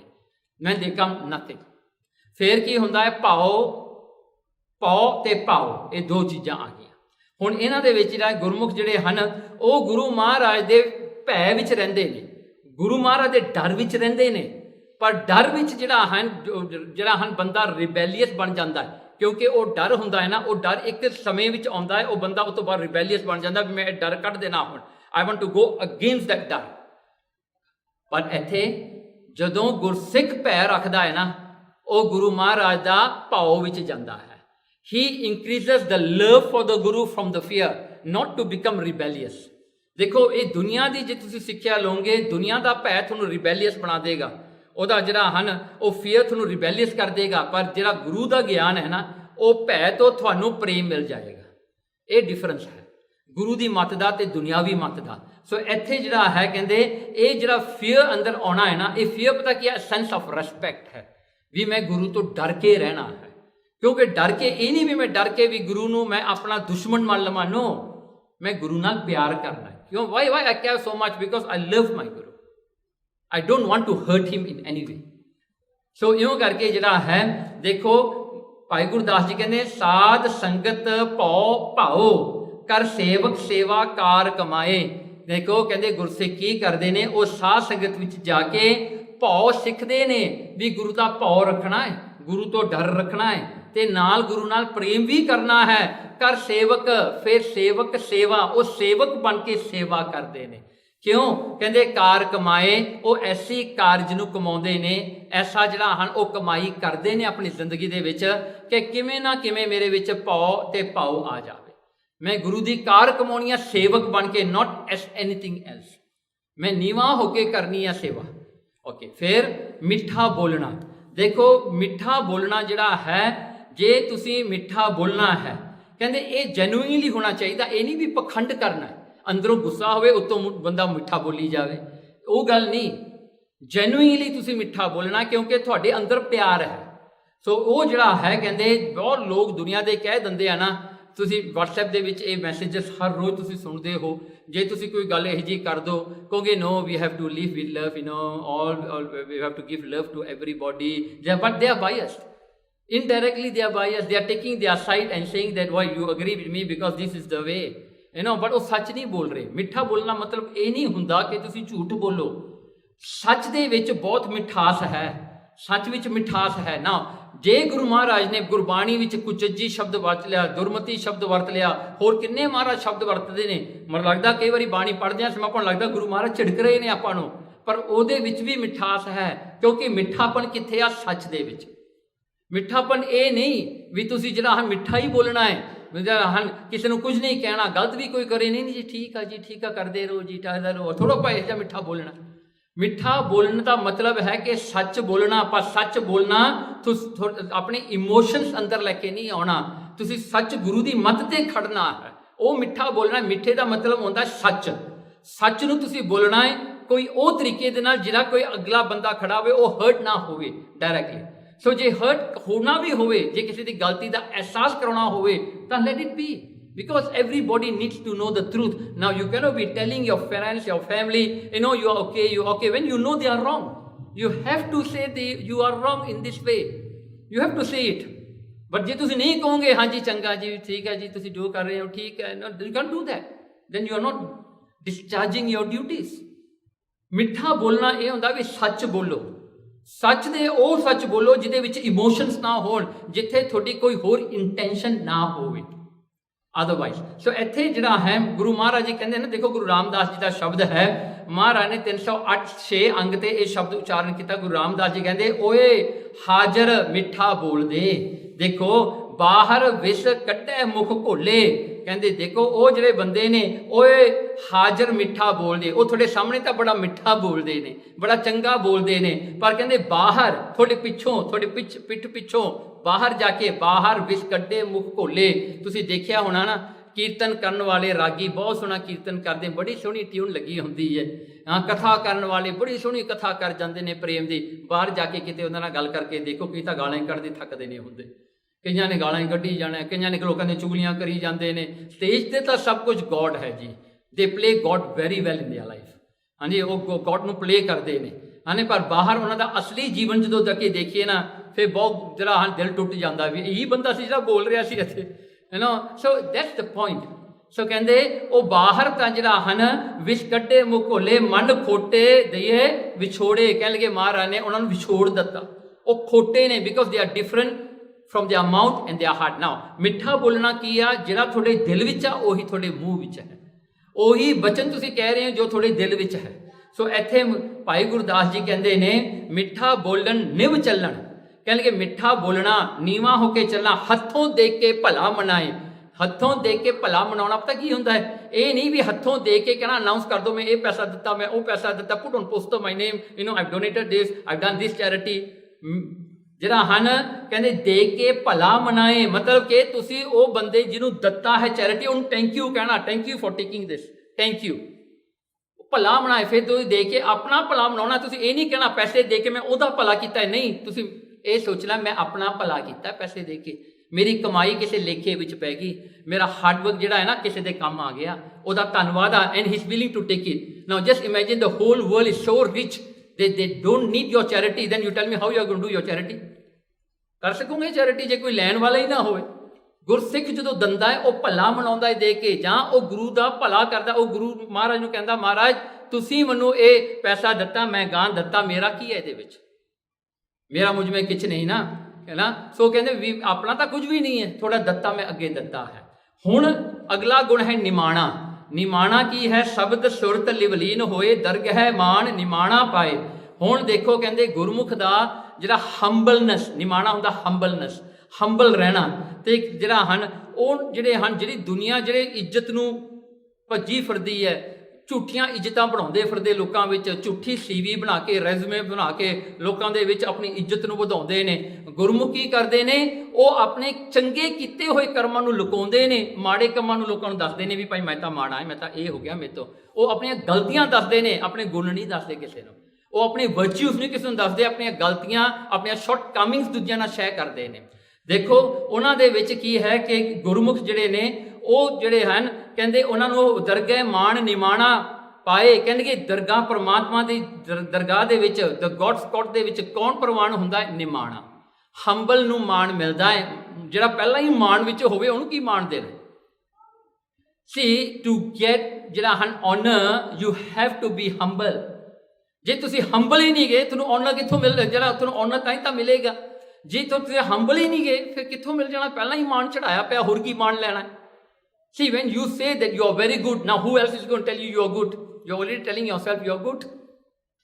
See, ਇਹ ਗੱਲ ਹੁੰਦੀ ਆ, ਕਹਿੰਦੇ ਨਿਮਾਣਾ ਰਹਿਣਾ, ਕਿਤੇ ਵੀ ਮਾਣ ਨਹੀਂ ਕਰਨਾ। ਮਾਣ ਕਿਉਂ ਨਹੀਂ ਹੁੰਦਾ, ਕਿਉਂਕਿ ਮੈਂ ਨਹੀਂ ਕੀਤਾ, ਗੁਰੂ ਮਹਾਰਾਜ ਨੇ ਮੇਰੇ ਤੋਂ ਕਰਾਇਆ। Now, why I have done this thing good? Why? Because I heard Gurbani says, Guru Nanak says you must do this. ਜੇ ਗੁਰੂ ਨਾਨਕ ਦੀ ਮੈਂ ਗੱਲ ਸੁਣ ਕੇ ਮੈਂ ਕੀਤੀ ਹੈ, that means the honor should go to Guru Nanak, not me, because he told me to do it. ਉਹਨਾਂ ਨੇ ਕਿਹਾ ਮੈਂ ਕੀਤਾ, ਤੇ ਉਹਨਾਂ ਨੂੰ ਵਡਿਆਈ ਮਿਲਣੀ ਚਾਹੀਦੀ ਹੈ, ਮੈਨੂੰ ਨਹੀਂ, because I didn't have the thought, ਮੈਨੂੰ ਤਾਂ ਕਿਸੇ ਨੇ ਦੱਸਿਆ ਨਹੀਂ ਇਹ ਗੱਲ ਦਾ। ਸੋ ਦੇਖੋ ਇਹ ਹੈ ਨਿਮਾਣਾਪਨ। ਦੂਜੋ ਨਿਰਾਸ਼ ਕੀ ਹੁੰਦਾ ਹੈ, ਤੇ ਗੁਰਮੁਖ ਜਿਹੜੇ ਨੇ ਉਹ ਪਰਮਾਤਮਾ ਦੇ ਭਾਣੇ ਵਿੱਚ ਰਹਿੰਦੇ ਨੇ, ਇਸ ਕਰਕੇ ਸਾਰੇ ਵਿਸ਼ਸ ਉਹ ਜਿਹੜੇ ਹਨ ਨਹੀਂ ਰੱਖਦੇ ਆਪਣੇ ਮਨ ਦੇ ਵਿੱਚ, ਉਹ ਵਿਸ਼ ਕਰਦੇ ਹੀ ਨਹੀਂ। ਉਹ ਹੋਪ ਰੱਖਦੇ ਨਹੀਂ, ਉਹ ਸਭ ਕੁਝ ਗੁਰੂ ਦੇ ਭਾਣੇ ਵਿੱਚ ਮੰਨਦੇ ਨੇ ਵੀ ਜੋ ਮਹਾਰਾਜ ਕਰਦੇ ਨੇ ਠੀਕ ਕਰਦੇ ਨੇ, ਜੋ ਦੇਤਾ ਧੰਨਵਾਦ, ਜੋ ਨਹੀਂ ਦਿੱਤਾ ਉਹ ਵੀ ਧੰਨਵਾਦ। ਸੋ ਇਸ ਕਰਕੇ ਕਹਿੰਦੇ ਜਿਹੜਾ ਹਨ, ਹੁਣ ਦੇਖੋ ਮੌਤ ਆਪਣੀ ਡੈਥ ਕਿੱਥੇ ਆ, 1 breath away ਹੈ। You have release this breath, now you cannot pull back, you are dead. ਉਨਾ ਹੀ ਗੱਲ ਹੈ, ਹਮ ਆਦਮੀ ਹਾਂ ਇੱਕਦਮੀ, ਬਸ ਇੰਨਾ ਕਿ ਆਪਣਾ ਜੀਵਨ ਹੈ। ਤੇ ਇਸ ਕਰਕੇ ਕਹਿੰਦੇ ਜਿੰਨਾ ਵੀ ਜਿਹੜਾ ਹੈ ਆਪਣੇ ਕੋਲ, ਜਿਵੇਂ ਜਿਹੜਾ ਹਨ ਆਪਾਂ ਵੈਲਥ ਨੂੰ ਮੰਗਦੇ ਹਾਂ, ਮਾਇਆ ਨੂੰ ਮੰਗਦੇ ਹਾਂ, ਆਪਾਂ ਕਹਿੰਦੇ ਮੇਰਾ ਸਟੇਟਸ ਵੱਡਾ ਹੋਵੇ, ਮੇਰੀ ਇੱਜ਼ਤ ਵੱਡੀ ਹੋਵੇ, ਮੇਰੇ ਕੋਲ ਸਟਰੈਂਗ ਹੋਵੇ, ਸਭ ਕੁਝ ਮੰਗਦੇ। ਗੁਰਮੁਖੀ ਮੰਗਦੇ ਨੇ, ਉਹ ਕਹਿੰਦੇ ਮਹਾਰਾਜ ਮੈਨੂੰ ਆਪਣੇ ਭਾਣੇ ਵਿੱਚ ਰੱਖੋ, ਮੈਨੂੰ ਆਨੰਦ ਦੇ ਦਿਓ। See, ultimately what they are asking is the ultimate thing, because a lot of maya, what do you want from a lot of maya? You want bliss, you want anand, you want khushi। ਗੁਰਮੁਖ ਕੀ ਕਰਦੇ ਨੇ, ਇਹ ਸਾਰਾ process ਨੂੰ bypass ਕਰਕੇ ਸਿੱਧਾ ਆਨੰਦ ਮੰਗ ਲੈਂਦੇ ਨੇ। ਉਹਨਾਂ ਨੇ ਕੀ ਲੈਣਾ ਮਾਇਆ ਤੋਂ, ਕੀ ਲੈਣਾ ਦੁਨੀਆ ਦੀ ਵਡਿਆਈਆਂ ਤੋਂ, ਉਹਨਾਂ ਨੇ ਸਿਰਫ ਲੈਣਾ ਹੈ ਆਨੰਦ ਤੇ ਖੁਸ਼ੀ। ਜਿਵੇਂ ਸਿਕੰਦਰ ਆਇਆ ਸੀ ਨਾ, ਕਹਿੰਦੇ ਇੱਕ ਸਾਖੀ ਆਉਂਦੀ ਹੈ, ਕਹਿੰਦੇ ਉਹ ਸਿਕੰਦਰ ਆਇਆ ਆਪਣੀ ਫੌਜ ਲੈ ਕੇ, ਬਹੁਤ ਭਜਾ ਕੇ ਫੌਜ ਆਇਆ। ਜਦੋਂ ਇੰਡੀਆ ਵਿੱਚ, ਭਾਰਤ ਵਿੱਚ ਵੜਨ ਲੱਗਿਆ ਨਾ ਇੰਡੀਆ ਵਿੱਚ, ਤੇ ਉੱਥੇ ਇੱਕ ਸਾਧ ਪਿਆ ਲੰਮਾ, ਉਹ ਬਹੁਤ ਫੌਜ ਲੰਘ ਕੇ ਗਈ। ਅਖੀਰ ਤੇ ਉਹ ਸਿਕੰਦਰ ਆਇਆ, ਉਹਨੇ ਪੁੱਛਿਆ ਉਹਨੂੰ, ਉਹ ਜਿਹੜਾ ਸਾਧ ਪਿਆ ਸੀ ਰਸਤੇ ਦੇ ਵਿੱਚ, ਬਹੁਤ ਆਨੰਦ ਵਿੱਚ ਪਿਆ ਉੱਥੇ ਲੰਮਾ, ਤੇ ਉਹਨੂੰ ਪੁੱਛਿਆ ਭਾਈ ਇੰਨੀ ਫੌਜ ਗਈ ਹੈ, ਤੈਨੂੰ ਕੋਈ ਡਿਸਟਰਬ ਨਹੀਂ ਹੋਇਆ? ਕਹਿੰਦਾ ਨਹੀਂ ਭਾਈ ਮੈਨੂੰ ਕੋਈ ਡਿਸਟਰਬ ਨਹੀਂ ਹੋਇਆ। ਕਹਿੰਦਾ ਤੁਸੀਂ ਗਏ ਆ, ਕਿੰਨੇ ਕੁ ਗਏ ਆ? ਕਹਿੰਦਾ ਮੈਨੂੰ ਨਹੀਂ ਪਤਾ ਭਾਈ, ਮੈਂ ਤਾਂ ਆਪਣੇ ਆਨੰਦ ਵਿੱਚ ਬੈਠਾ ਸੀ। ਤੇ ਉਹਨੇ ਸਿਕੰਦਰ ਨੂੰ ਪੁੱਛਿਆ ਕਿ ਤੂੰ ਕਿੱਥੇ ਚੱਲਿਆ? ਕਹਿੰਦਾ ਮੈਂ ਕੌਂਕਰ ਕਰ ਚੱਲਿਆ ਇੰਡੀਆ ਨੂੰ। ਕਹਿੰਦਾ ਤੂੰ ਕੌਂਕਰ ਕਰਤਾ ਚੱਲਿਆ, ਤੂੰ ਕੌਂਕਰ ਕਰਕੇ ਕੀ ਕਰੇਗਾ? ਕਹਿੰਦਾ ਮੈਂ ਰਾਜ ਕਰਾਂਗਾ। ਕਹਿੰਦਾ ਰਾਜ ਕਰਕੇ ਕੀ ਕਰਾਂਗਾ? ਕਹਿੰਦਾ ਮੈਂ ਮਾਇਆ ਇਕੱਠੀ ਕਰਾਂਗਾ। ਫਿਰ ਕਹਿੰਦਾ ਤੂੰ ਉਹਦੇ ਬਾਅਦ ਕੀ ਕਰਾਂਗਾ? ਕਹਿੰਦਾ ਮੈਂ ਆਪਣੀਆਂ ਫੌਜਾਂ ਹੋਰ ਇਕੱਠੀਆਂ ਕਰਕੇ ਹੋਰ ਜਾ ਕੇ ਕੌਂਕਰ ਕਰੂੰਗਾ ਵਰਲਡ ਨੂੰ। ਤੇ ਉਹ ਕਹਿੰਦਾ ਉਹ ਸਭ ਕੁਝ ਕਹਿੰਦਾ ਪੁੱਛ ਹੀ ਗਿਆ, ਇਹ ਤੋਂ ਬਾਅਦ ਕੀ, ਉਹ ਤੋਂ ਬਾਅਦ ਕੀ, ਉਹ ਤੋਂ ਬਾਅਦ ਅਖੀਰ ਤੇ ਸਿਕੰਦਰ ਕਹਿੰਦਾ ਨਾ, ਅਖੀਰ ਤੇ ਮੈਂ ਖੁਸ਼ ਹੋ ਕੇ ਰਵਾਂਗਾ। ਉਹ ਕਹਿੰਦਾ ਤੂੰ ਤਾਂ ਇੰਨਾ ਕੁਛ ਕਰਕੇ, ਇੰਨਾ ਪਾਪ ਕਰਕੇ, ਇੰਨੇ ਬੰਦਿਆਂ ਨੂੰ ਮਾਰ ਕੇ, ਇੰਨੇ ਜੰਗ ਕਰਕੇ ਤੂੰ ਖੁਸ਼ ਆ, ਮੈਂ ਤਾਂ ਅੱਜ ਹੀ ਖੁਸ਼ ਹਾਂ। See you bypass the whole process, ਉਹਨੂੰ ਲੋੜ ਹੀ ਨਹੀਂ ਕਮਾਂਗਾ ਤੇ ਮੈਂ ਤਾਂ ਅੱਜ ਹੀ ਖੁਸ਼ ਹਾਂ। ਇਹ ਆ ਨਿਰਾਸ਼ਤਾ, ਨਿਰਾਸ਼ ਹੋ ਜਾਣਾ। ਸੋ ਕਹਿੰਦੇ ਚਰਨ ਜਿਹੜਾ ਹਨ, ਚੱਲਣ ਜਾਣ ਅਜਾਨ ਹੋਏ, ਆਸਾ ਵਿੱਚ ਨਿਰਾਸ਼ ਬਲਾਏ। ਦੇਖੋ ਨਾ, ਚੱਲਣ ਜਾਣ ਜਾਣਦੇ ਨੇ ਸਰੀਰ ਛੱਡ ਜਾਣਾ, ਆਪਾਂ ਹਮੇਸ਼ਾ ਜਿਉਣਾ ਨਹੀਂ। ਕਹਿੰਦੇ ਅਜਾਨ ਹੋਏ, ਸੰਸਾਰ ਵੱਲੋਂ ਅਜਾਨ ਹੋ ਕੇ ਰਹਿੰਦੇ ਨੇ, ਐਂ ਕਰਦੇ ਨਹੀਂ ਜਿਵੇਂ ਉਹਨੂੰ ਪਤਾ ਨਹੀਂ ਕੋਈ ਗੱਲ ਦਾ। ਦੇਖੋ ਸਿੱਖਾਂ ਦੇ ਵਿੱਚ ਨਾ ਮਹਾਰਾਜ ਨੇ ਬਹੁਤ ਸ਼ਕਤੀਆਂ ਦਿੱਤੀਆਂ ਹੋਈਆਂ ਨੇ। You will never know a simplest person in your eye will be a person who knows the future। ਉਹਨੂੰ ਪਾਸਟ ਦਾ ਪਤਾ, ਉਹਨੂੰ ਫਿਊਚਰ ਦਾ ਪਤਾ, ਉਹਦੇ ਵਿੱਚ ਸ਼ਕਤੀਆਂ ਹੁੰਦੀਆਂ ਨੇ। ਪਰ ਉਹ ਸਿੱਖ ਜਿਹੜਾ ਐਂ ਬੈਠਾ ਹੋਊਗਾ, ਤੁਹਾਡੇ ਕੋਲ ਕੋਈ ਗਰੀਬ ਜਿਹਾ ਸਿੱਖ ਬੈਠਾ ਹੋਏ ਤਾਂ ਕੁਛ ਨਹੀਂ ਜਾਣਦਾ, ਬਟ ਯੂ ਨੈਵਰ ਨੋ ਉਹਦੇ ਵਿੱਚ ਕਿੰਨੀਆਂ ਸ਼ਕਤੀਆਂ ਹੋਣਗੀਆਂ। ਕਿੰਨੇ ਸਿੱਖ ਐਸੇ ਨੇ ਜਿਹੜੇ ਕਿ ਅਜਾਨ ਹੋਏ, ਉਹ ਕਿਸੇ ਨੂੰ ਦੱਸਣ ਦੀ ਲੋੜ ਹੀ ਨਹੀਂ। ਸੋ ਕਹਿੰਦੇ ਆਸਾਂ ਵਿੱਚ ਉਹ ਨਿਰਾਸ਼ ਕਿਉਂ ਰਹਿੰਦੇ ਨੇ? ਉਹ ਭਾਣੇ ਵਿੱਚ ਰਹਿੰਦੇ ਨੇ।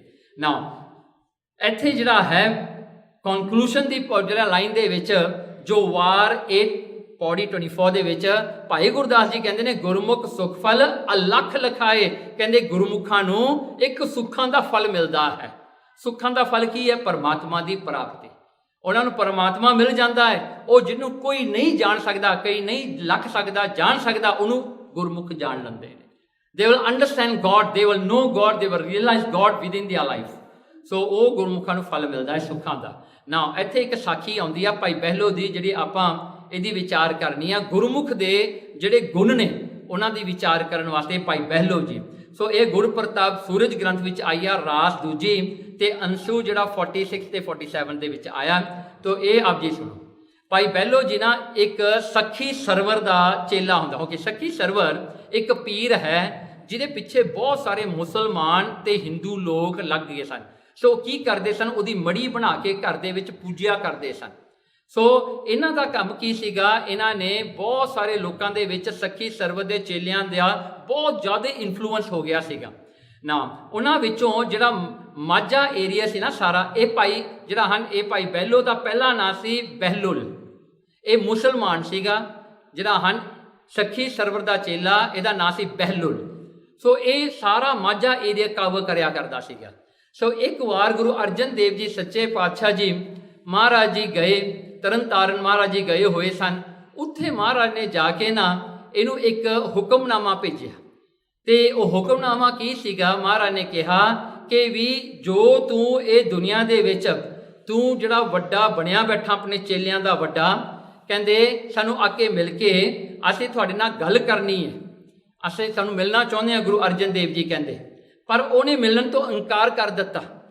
ਦੇਖੋ ਸੂਰ ਪ੍ਰਕਾਸ਼ ਲਿਖਿਆ, ਕਹਿੰਦਾ ਭਾਈ ਜਿਹੜਾ ਬਹਿਲੋਲ ਸੀਗਾ ਇਹ ਕਹਿੰਦਾ ਹਮ ਕਬ ਮਿਲੇ ਨਹੀਂ ਕਬ ਗਏ, ਕਹਿੰਦੇ ਮੈਂ ਗੁਰੂ ਅਰਜਨ ਦੇਵ ਜੀ ਨੂੰ ਕਿਤੇ ਮਿਲਿਆ ਨਹੀਂ, ਆਈ ਡੋਂਟ ਨੋ ਹਿਮ। ਕਹਿੰਦੇ ਲਿਖਣ ਪੜ੍ਹਨ ਕੋ ਪ੍ਰਥਮ ਨਾ ਪਏ, ਨਾ ਸਾਡੇ ਵਿੱਚ ਕੋਈ ਲਿਖ ਪ੍ਰਥਮ ਮਤਲਬ ਕੋਈ ਚਿੱਠੀ ਜਾਂ ਕੁਝ ਐਸਾ ਕੋਈ ਮੈਸੇਜ ਵੀ ਐਕਸਚੇਂਜ ਨਹੀਂ ਹੋਇਆ ਸਾਡੇ ਵਿੱਚ। ਤਿੰਨ ਸਮੀਪ ਕਿਵੇਂ ਜਾਵਣ ਬਣਿਆ, ਕਹਿਣਗੇ ਮੈਂ ਉਹਨਾਂ ਕੋਲ ਕਿਉਂ ਜਾਵਾਂ ਗੁਰੂ ਅਰਜਨ ਦੇਵ ਜੀ ਕੋਲ। ਦੇਖੋ ਕਰ ਵਿਚਾਰ ਨਿਜ ਮਨੈ, ਉਹਨੇ ਕਹਿੰਦਾ ਵੀ ਆਪਣੇ ਮਨ 'ਚ ਵਿਚਾਰ ਕਰਕੇ ਦੇਖੇ ਗੁਰੂ ਅਰਜਨ ਦੇਵ ਜੀ, ਮੈਂ ਉਹਨਾਂ ਨੂੰ ਜਾਣਦਾ ਨਹੀਂ, ਮੈਂ ਉਹਨਾਂ ਨੂੰ ਕਿਉਂ ਜਾ ਕੇ ਮਿਲਾਂ। ਸੋ ਇਹ ਗੱਲ ਕਹਿ ਦਿੱਤੀ। ਗੁਰੂ ਅਰਜਨ ਦੇਵ ਜੀ ਨੇ ਇੱਕ ਹੋਰ ਚਿੱਠੀ ਭੇਜੀ ਇਹਦੇ ਵਾਸਤੇ। ਹੁਣ ਉਹ ਚਿੱਠੀ ਹੁਕਮਨਾਮਾ ਜਿਹਨੂੰ ਆਪਾਂ ਕਹਿੰਦੇ ਹਾਂ, ਉਹ ਹੁਕਮਨਾਮੇ ਦੇ ਵਿੱਚ ਗੁਰੂ ਅਰਜਨ ਦੇਵ ਜੀ ਨੇ ਲਿਖਿਆ ਕਿ ਬਹਿਲੋਲ ਕਹਿੰਦੇ ਤੂੰ ਜਿਹੜਾ ਸੀ ਨਾ, ਤੇਰੇ ਪਿਛਲੇ ਜਨਮ ਦੀ ਭਗਤੀ ਸੀਗੀ, you have done lot of meditation in your previous life, ਤੂੰ ਆਪਣੇ ਪ੍ਰੀਵੀਅਸ ਲਾਈਫ ਦੇ ਵਿੱਚ ਇਹ ਜਿਹੜਾ ਹਨ ਮਨ 'ਚ ਕਾਮਨਾ ਕੀਤੀ ਸੀ ਕਿ ਮੈਨੂੰ ਰੱਬ ਮਿਲ ਜਾਵੇ, I want to be one with God, I want to realise God. So ਉਹ ਤੇਰੀ ਕਾਮਨਾ ਸੀਗੀ। ਸੋ ਮਹਾਰਾਜ ਕਹਿੰਦੇ ਜੇ ਤੂੰ ਇਹ ਜਿਹੜਾ ਸੈਕਟ ਆ ਨਾ, ਜਿਹੜਾ ਆਪਣਾ ਸੱਖੀ ਸਰਵਰ ਵਾਲਾ, ਕਹਿੰਦੇ ਇਹਦੇ ਵਿੱਚ ਤੈਨੂੰ ਪ੍ਰਾਪਤੀ ਨਹੀਂ ਹੋਣੀ ਪਰਮਾਤਮਾ ਦੀ, ਇਸ ਕਰਕੇ ਕਹਿੰਦੇ ਤੂੰ ਆ ਜਾ ਗੁਰੂ ਨਾਨਕ ਦੇ ਘਰ, ਤੇਰੀ ਇਹ ਇੱਛਾ ਪੂਰੀ ਹੋ ਜਾਏਗੀ ਨਾ। ਉਹਦੇ ਬਾਰੇ ਫਿਰ ਬਹਿਲੋਲ ਨੇ ਪੜ੍ਹ ਕੇ ਇਹ ਕਿਹਾ, ਮੈਂ ਅਗਿਆਨੀ ਜਾਣਤ ਨਹੀਂ, ਕਹਿੰਦਾ ਮੈਂ ਕੀ ਜਾਣਦਾ, ਮੇਰਾ ਪਿਛਲਾ ਜਨਮ, ਮੇਰਾ ਪ੍ਰੀਵੀਅਸ ਬਰਥ ਕੀ ਸੀਗਾ, ਮੈਂ ਨਹੀਂ ਜਾਣਦਾ। ਹੋਤੇ ਜਨਮ ਕਿਤ ਜਾਚਤ ਆਹੀ, ਕਹਿਣ ਲੱਗੇ ਮੈਨੂੰ ਕੀ ਪਤਾ ਮੇਰੇ ਕਿੰਨੇ ਕੁ ਜਨਮ ਹੋਏ ਹੋਣਗੇ। ਜਾਚਤ ਆਹੀ, ਕਹਿਣ ਲੱਗੇ ਇਹ ਤਾਂ ਜਿਹੜਾ ਹਨ ਪੁੱਛਣ ਦੱਸਣ ਵਿੱਚ ਕੋਈ ਗੱਲ ਨਹੀਂ ਕਰਦਾ। ਫਿਰ ਕਹਿੰਦੇ ਸਤਿਗੁਰੂ ਪਤਾ ਕੋਈ ਦਿਖਰਾਵੇ, ਕਹਿਣ ਲੱਗੇ ਮੈਂ ਗੁਰੂ ਅਰਜਨ ਦੇਵ ਜੀ ਨੂੰ ਮੰਨਾਂਗਾ ਜੇ ਗੁਰੂ Arjan Dev ji make me realise how did I wish to be one with God in my previous life, ਮੈਂ ਪਰਮਾਤਮਾ ਨਾਲ ਇੱਕ ਮੈਂ ਕਿਵੇਂ ਹੋਣਾ ਹੈ। ਤੇ ਕਹਿੰਦੇ ਨਿਜ ਸ਼ਕਤੀ ਕਰ ਮੋਹਿ ਬੁਲਾਵੇ, ਫਿਰ ਆਪੇ ਆਪਣੀ ਸ਼ਕਤੀ ਨਾਲ ਮੈਨੂੰ ਬੁਲਾ ਲਵੇ, then I will go to Guru Arjan Dev ji. Now he was a very ਸਟੌਂਚ ਗਾਇ, ਬਹੁਤ ਸਟ੍ਰਿਕਟ ਸੀਗਾ, ਇਹ ਬਹੁਤ ਵੱਡਾ ਫੋਲੋਵਰ ਸੀਗਾ ਸੱਚੇ ਸਰਵਰ ਦਾ, ਲੀਡਰ ਸੀਗਾ ਮਾਝੇ ਦਾ, and he have thousands of people followers, ਇਹਦੇ ਥਾਊਜ਼ੈਂਡਸ ਆਫ ਫੋਲੋਵਰ ਸੀਗੇ ਉੱਥੇ। ਤੇ ਕੀ ਹੁੰਦਾ ਹੈ ਨਾ, ਗੁਰੂ ਅਰਜਨ ਦੇਵ ਜੀ ਨੇ ਆਪਣਾ 3rd ਹੁਕਮਨਾਮਾ ਭੇਜਿਆ ਜਿਹੜਾ ਹਨ ਇਹਦੇ ਬਹਿਲੋਲ ਕੋਲ। ਤੇ ਬਹਿਲੋਲ ਨੇ ਐਤਕੀ ਕੀ ਕੀਤਾ, ਹੁਕਮਨਾਮਾ ਗਿਆ ਨਾ, ਉਹਨੇ ਪੜ੍ਹਨ ਤੋਂ ਪਹਿਲਾਂ ਆਪਣੇ ਸਿਰ ਤੇ ਰੱਖ ਲਿਆ। ਬਹਿਲੋਲ ਨੇ ਉਹ ਮਹਾਰਾਜ ਦਾ ਹੁਕਮਨਾਮਾ ਆਪਣੇ ਸੀਸ ਤੇ ਰੱਖਿਆ ਨਾ, ਕਹਿੰਦੇ ਰੱਖਣ ਦੀ ਦੇਰ ਸੀ ਨਾ, ਉਸੇ ਵੇਲੇ ਭਾਈ ਜਿਹੜਾ ਹਨ ਬਹਿਲੋਲ ਨੂੰ ਮਹਾਰਾਜ ਨੇ ਉਹਦਾ ਪਿਛਲਾ ਜਨਮ ਦਿਖਾ ਦਿੱਤਾ, ਉਹਨੂੰ ਸਾਰੇ ਵਿਸ਼ਨਸ ਦਿਖਾ ਦਿੱਤੇ ਉਹਦੇ ਪ੍ਰੀਵੀਅਸ ਲਾਈਫ ਦੇ, ਵੀ ਉਹ ਕੀ ਸੀਗਾ, ਕਿੱਥੋਂ ਆਇਆ, ਕਿਵੇਂ ਹੋਇਆ, ਉਹ ਸਭ ਕੁਝ ਮਹਾਰਾਜ ਨੇ ਦਿਖਾਤਾ। ਬਹਿਲੋਲ ਭੱਜ ਕੇ ਆਇਆ ਅੰਮ੍ਰਿਤਸਰ, ਆ ਕੇ ਗੁਰੂ ਅਰਜਨ ਦੇਵ ਜੀ ਦੇ ਚਰਨਾਂ ਵਿੱਚ ਜਿਹੜਾ ਪੈ ਗਿਆ ਆ ਕੇ ਮਹਾਰਾਜ ਦੇ ਚਰਨਾਂ 'ਚ। ਸੋ ਉਦੋਂ ਮਹਾਰਾਜ ਨੇ ਉਹਨੂੰ ਜਿਹੜਾ ਹੈ ਮਹਾਰਾਜ ਨੇ ਆਪਣਾ ਚਰਨਾਮ੍ਰਿਤ ਦੇ ਕੇ ਸਿੱਖ ਬਣਾਇਆ। ਤੇ ਫਿਰ ਮਹਾਰਾਜ ਦੇ ਬੇਨਤੀ ਕੀਤੀ ਭਾਈ ਬਹਿਲੋਲ ਨੇ, ਉਹਦਾ ਨਾਮ ਬਹਿਲੋਲ ਤੋਂ ਬਹਿਲੋ ਪੈ ਗਿਆ। ਫਿਰ ਕਹਿੰਦੇ ਉਹ ਜਿਹੜਾ ਹਨ ਫਿਰ ਕਹਿੰਦਾ ਮੈਂ ਕਿਵੇਂ ਸਿੱਖੀ ਕਮਾ, ਮਹਾਰਾਜ ਕਹਿੰਦੇ ਸੇਵਾ ਕਰਿਆ ਕਰ। ਉਹਨੇ ਹੁਣ ਸੇਵਾ ਸ਼ੁਰੂ ਕੀਤੀ। ਸੇਵਾ ਕੀ ਕੀਤੀ, ਉਸ ਜਿਹੜਾ ਹਨ ਸਰੋਵਰ ਬਣ ਰਿਹਾ ਸੀਗਾ, ਸਰੋਵਰ ਦਾ ਜਿਹੜਾ ਪਾਸੇ ਪਾਸੇ ਜਿਹੜਾ ਆਪਣਾ ਜਿਹੜਾ ਸਟੈਪਸ ਆ ਨਾ ਉਹ ਬਣ ਰਹੇ ਸਨ ਸਰੋਵਰ ਦੇ ਪਾਸੇ। ਸੋ ਉਸ ਜਿਹੜਾ ਹਨ ਸਟੈਪਸ ਵਾਸਤੇ ਬ੍ਰਿਕਸ ਦੀ ਲੋੜ ਸੀਗੀ। ਸੋ ਇਹਨੇ ਜਿਹੜਾ ਹਨ ਉਹ ਬ੍ਰਿਕਸ ਬਣਾਉਣ ਵਾਸਤੇ ਉਹ ਜਿਹੜਾ ਕਲੇ ਹੁੰਦਾ ਹੈ ਉਹ ਇਕੱਠਾ ਕਰਕੇ ਕਲੀਨਸ ਤੇ ਜਾ ਕੇ ਬਣਾਉਣਾ, ਉਹਨਾਂ ਨੂੰ ਦੇਣਾ। ਸੋ ਅਖੀਰਕਾਰ ਇੱਕ ਦਿਨ ਕੀ ਹੋਇਆ, ਉਹ ਬ੍ਰਿਕਸ ਜਿਹੜੇ ਬਣਦੇ ਸਨ ਨਾ ਉਹ ਬੇਕ ਤਾਂ ਹੋ ਜਾਂਦੇ ਸਨ, ਪਰ ਉਹ ਜਿਹੜੇ ਹਨ ਪੋਲੇ ਹੁੰਦੇ ਸਨ, ਉਹਨਾਂ 'ਚ ਸਟਰੈਂਗ ਨਹੀਂ ਹੈਗਾ ਸੀ। ਭਾਈ ਬਹਿਲੋ ਨੇ ਇੱਕ ਦਿਨ ਜਾ ਕੇ ਉਹ ਜਿਹੜੇ ਐਕਸਪਰਟ ਸੀਗੇ ਨਾ ਬ੍ਰਿਕਸ ਬਣਾਉਣ ਵਾਲੇ, ਉਹਨਾਂ ਨੂੰ ਪੁੱਛਿਆ, ਕਹਿੰਦੇ ਵੀ ਇਹ ਬ੍ਰਿਕਸ ਜਿਹੜੇ ਹਨ ਇਹਨਾਂ ਨੂੰ ਸਟਰੈਂਗ ਕਿਵੇਂ ਦਈਏ। ਉਹ ਕਹਿੰਦੇ ਇਹਦੇ ਵਿੱਚ ਕਾਊ ਡਾਊਨ ਪਊਗਾ, ਹਿਊਮਨ ਵੇਸਟ ਜਿਹੜਾ ਹੈ ਉਹ ਪਊਗਾ ਇਹਦੇ ਵਿੱਚ। ਜੇ ਉਹ ਸਾਰਾ ਜਿਹੜਾ ਵੇਸਟ ਹੈ ਨਾ ਇਕੱਠਾ ਕਰਕੇ ਉਹਨੂੰ ਸੁਕਾ ਕੇ ਉਹਦੇ ਵਿੱਚ ਪਾਇਆ ਜਾਵੇ ਨਾ, ਉਹ ਬ੍ਰਿਕ ਜਦੋਂ ਸੜੇਗੀ ਨਾ, ਕਿਉਂਕਿ ਉਹ ਚੀਜ਼ ਅੰਦਰੋਂ ਸੜ ਕੇ ਉਹਨੂੰ ਹੋਰ ਵੀ ਤਕੜਾ ਕਰੇਗੀ, ਉਹ ਬ੍ਰਿਕਸ ਬਹੁਤ ਤਕੜੀ ਬਣੇਗੀ। ਐਂਡ ਇਹਨੂੰ ਪਤਾ ਇੱਕ ਗੱਲ ਦਾ ਸੀ, ਗੁਰੂ ਅਰਜਨ ਦੇਵ ਜੀ ਨੂੰ ਬਹੁਤ ਚੰਗੀਆਂ ਲੱਗਦੀਆਂ ਸੀ ਪੱਕੀਆਂ ਇੱਟਾਂ। ਸੋ ਇਹ ਚਾਹੁੰਦਾ ਸੀ ਮਹਾਰਾਜ ਜਿਹੜਾ ਹੈ, ਕਹਿੰਦੇ ਵੀ ਮਹਾਰਾਜ ਨੂੰ ਚੰਗੀਆਂ ਲੱਗਦੀਆਂ। ਸੋ ਇਹਨੇ ਇਸ ਕਰਕੇ ਉਹਨਾਂ ਨੂੰ ਪੁੱਛਿਆ, ਤੇ ਉਹ ਕਹਿੰਦੇ ਹੁਣ ਕਾਊ ਡੰਗ ਤੇ ਹਿਊਮਨ ਵੇਸਟ ਕੌਣ ਲੈ ਕੇ ਆਏਗਾ ਇੱਥੇ, and who will carry no but won't touch the sheet, ਇਸਨੇ ਆਪਾਂ ਸ਼ੀਟੇ ਕਹਿ ਲਈਏ, ਉਹ ਸ਼ੀਟ ਆ ਸਾਰੀ ਸ਼ੀਟ ਇਕੱਠੀ ਕੌਣ ਕਰੇ ਹੁਣ ਜਾ ਕੇ, ਹਿਊਮਨ ਦੀ ਵੀ ਕਰਨੀ ਆ, ਡੰਗਰਾਂ ਦੀ ਵੀ ਕਰਨੀ ਆ, ਸਾਰਿਆਂ ਦੀ ਕਰਨੀ ਹੈ। And you know how many bricks you need, ਤੁਸੀਂ ਸਰੋਵਰ ਤਾਂ ਦੇਖਿਆ ਹੈ ਨਾ, ਅੰਮ੍ਰਿਤਸਰ ਦਾ ਸਰੋਵਰ ਕਿੱਡਾ ਵੱਡਾ ਹੈ, ਤੁਸੀਂ ਇਮੈਜਿਨ ਕਰ ਸਕਦੇ ਕਿੰਨੀਆਂ ਇੱਟਾਂ ਲੱਗੀਆਂ ਹੋਣਗੀਆਂ ਉੱਥੇ। ਸੋ ਇਹਨੇ ਕੀ ਕੀਤਾ ਜੀ, ਪਿੰਡ ਵਿੱਚ ਜਾ ਕੇ ਇਹਨੇ ਜਾ ਕੇ ਗੋਹਾ ਚੱਕਣਾ, ਲੋਕਾਂ ਦਾ ਜਿਹੜਾ ਵੇਸਟ ਜਿਹੜਾ ਹਨ ਟੱਟੀ ਜਿਹੜੀ ਹੈ ਉਹ ਜਾ ਕੇ ਇਕੱਠੀ ਕਰਨੀ, ਸਭ ਕੁਝ ਇਕੱਠਾ ਕਰਕੇ ਗੱਡੇ 'ਚ ਹੱਥਾਂ ਨਾਲ ਕਰਨਾ, ਇਸਨੇ ਵਿਚਾਰੇ ਨੇ ਚੱਕ ਚੱਕ ਕੇ ਪਾਉਣਾ, ਇਹਨੇ ਜਾ ਕੇ ਕਲੀਨ ਤੇ ਦੇਣਾ, ਉਹਨਾਂ ਨੇ ਕਲੇ ਵਿੱਚ ਮਿਲਾ ਕੇ ਉਹਦੀਆਂ ਇੱਟਾਂ ਬਣਾਉਣੀਆਂ। ਫਿਰ ਇੱਟਾਂ ਪੱਕੀਆਂ ਬਣੀਆਂ। ਗੁਰੂ ਅਰਜਨ ਦੇਵ ਜੀ ਦੇਖ ਕੇ ਬਹੁਤ ਖੁਸ਼ ਹੋਏ, ਕਹਿੰਦੇ ਵਾਹ ਬੜੀਆਂ ਪੱਕੀਆਂ ਇੱਟਾਂ ਬਣੀਆਂ ਨੇ। ਫਿਰ ਕੀ ਹੁੰਦਾ ਹੈ, ਜਦੋਂ ਵੀ ਇਹਨੂੰ ਵੇਲ ਮਿਲਦਾ ਨਾ ਥੋੜਾ ਬਹੁਤਾ, ਇਹ ਜਾ ਕੇ ਸਰੋਵਰ ਦੀ ਸੇਵਾ ਕਰਦਾ। ਜਦੋਂ ਇੱਟਾਂ ਪੱਕਣ ਲੱਗ ਜਾਂਦੀਆਂ ਨੇ, so you got about 3-4 days free, ਇਹਨੇ ਜਾ ਕੇ ਅੰਮ੍ਰਿਤਸਰ ਸਰੋਵਰ ਦੇ ਵਿੱਚ ਇਹਨੇ ਜਾ ਕੇ ਮਿੱਟੀ ਪੁੱਟਣ ਦਾ ਕੰਮ। ਨਾ you just imagine it was a manual digging ਆ ਸਾਰਾ ਅੰਮ੍ਰਿਤ ਸਰੋਵਰ ਜਿਹੜਾ, ਸਾਰਾ ਮੈਨੂਅਲ ਡਿਗਿੰਗ ਆ ਉਹ ਜਿਹੜਾ ਅੰਮ੍ਰਿਤਸਰ ਦਾ ਹੈ। ਤੇ ਤਰਨ ਤਾਰਨ ਦਾ ਦੇਖੋ ਕਿੱਡਾ ਵੱਡਾ ਹੈ ਉਹ ਸਰੋਵਰ, ਸਾਰਾ ਮੈਨੂਅਲ ਡਿਗਿੰਗ ਹੈ। ਇੱਕ ਇੱਕ ਜਿਹੜਾ ਹਨ ਸਿੱਖਾਂ ਨੇ ਆਪਣੇ ਜਿਹੜਾ ਹਨ ਉਹ ਆਪਣੇ ਜਿਹੜਾ ਭਾਂਡਿਆਂ ਦੇ ਵਿੱਚ ਰੱਖ ਰੱਖ ਕੇ ਮਿੱਟੀ ਇੱਕ ਇੱਕ ਚੱਕ ਕੇ ਸੱਟੀ ਆ ਬਾਹਰ। ਸੋ ਇਹਨੇ ਜਾ ਕੇ ਉਹ ਮਿੱਟੀ ਚੱਕਣੀ ਤੇ ਲੋਕਾਂ ਨੇ ਮਖੌਲ ਕਰਨਾ ਇਹਦੇ ਨਾਲ, ਬਿਕੋਜ਼ ਇਹਦੇ ਕੱਪੜਿਆਂ ਤੋਂ ਬੋ ਮਾਰਿਆ ਕਰਦੀ ਸੀ, ਵੈਰੀ ਫਿਲਥੀ ਵਰਡ, ਬਿਕੋਜ਼ ਸਾਰਾ ਟੱਟੀ ਦਾ ਜਾਂ ਚੱਕਣਾ, you know he was very ਸਮੈਲੀ, ਕੋਈ ਨੇੜੇ ਨਹੀਂ ਲੱਗਦਾ ਸੀ ਉਹਦੇ। ਤੇ ਉਹਨਾਂ ਨੇ ਕੀ ਕਰਨਾ, ਇਹਦੇ ਨਾਲ ਮਖੌਲ ਕਰਨਾ, ਮਿੱਟੀ ਹੋਰ ਪਾ ਦੇਣੀ, ਡਬਲ ਪਾ ਦੇਣੀ, ਤੇ ਇਹਨੇ ਵਿਚਾਰੇ ਨੇ ਫਿਰ ਵੀ ਚੱਕ ਕੇ ਲਿਆਉਣੀ। Just imagine the deeper it goes the higher you have to climb for every bucket that you carry off the soil ਨਾ, ਉਹ ਉਨਾ ਹੀ ਉੱਚਾ ਹੋ ਜਾਂਦਾ। ਸੋ ਇਹਨੇ ਇੱਕ ਇੱਕ ਕਰਕੇ ਲਿਆਉਣਾ, ਪਰ ਕਿਤੇ ਇਹਨੇ ਕੰਪਲੇਨ ਨਹੀਂ ਕੀਤੀ, ਕਿਸੇ ਨੂੰ ਜਿਹੜਾ ਮੱਥੇ ਵੱਟ ਪਾ ਕੇ ਨਹੀਂ ਕੁਝ ਵੀ ਕਿਹਾ, ਇਹਨੇ ਸੇਵਾ ਕਰੀ ਜਾਣੀ। ਫਿਰ ਇੱਕ ਦਿਨ ਕੀ ਹੋਇਆ, ਲੰਗਰਾਂ ਦੇ ਵਿੱਚ ਪੈਸਾ ਘਟ ਗਿਆ, ਐਂਡ ਗੁਰੂ ਮਹਾਰਾਜ ਗੁਰੂ ਅਰਜਨ ਦੇਵ ਜੀ ਨੇ ਕੁਝ ਕੁ ਪੈਸਾ ਦੇ ਖਰਚੇ ਵਾਸਤੇ ਲਾਇਆ ਹੋਇਆ ਸੀਗਾ ਵੀ ਭਾਈ ਬਹਿਲੋ ਨੂੰ ਅੰਨੇ ਪਾਸਾ ਤੁਸੀਂ ਰੋਜ਼ ਦੇਣਾ ਹੈ। ਇਹਨੇ ਉਹ ਪੈਸਾ ਇਕੱਠਾ ਕੀਤਾ ਹੋਇਆ ਸੀ, ਇਹਨੇ ਵਰਤਿਆ ਨਹੀਂ, ਸਾਰਾ ਚੱਕ ਕੇ ਲੰਗਰ ਚ ਪਾਤਾ ਵੀ ਲੰਗਰ ਸਤਿਗੁਰਾਂ ਦਾ ਨਾ ਬੰਦ ਹੋਵੇ। ਸੋ ਲੰਗਰ ਉਹ ਵੀ ਚੱਲਦਾ ਰਿਹਾ।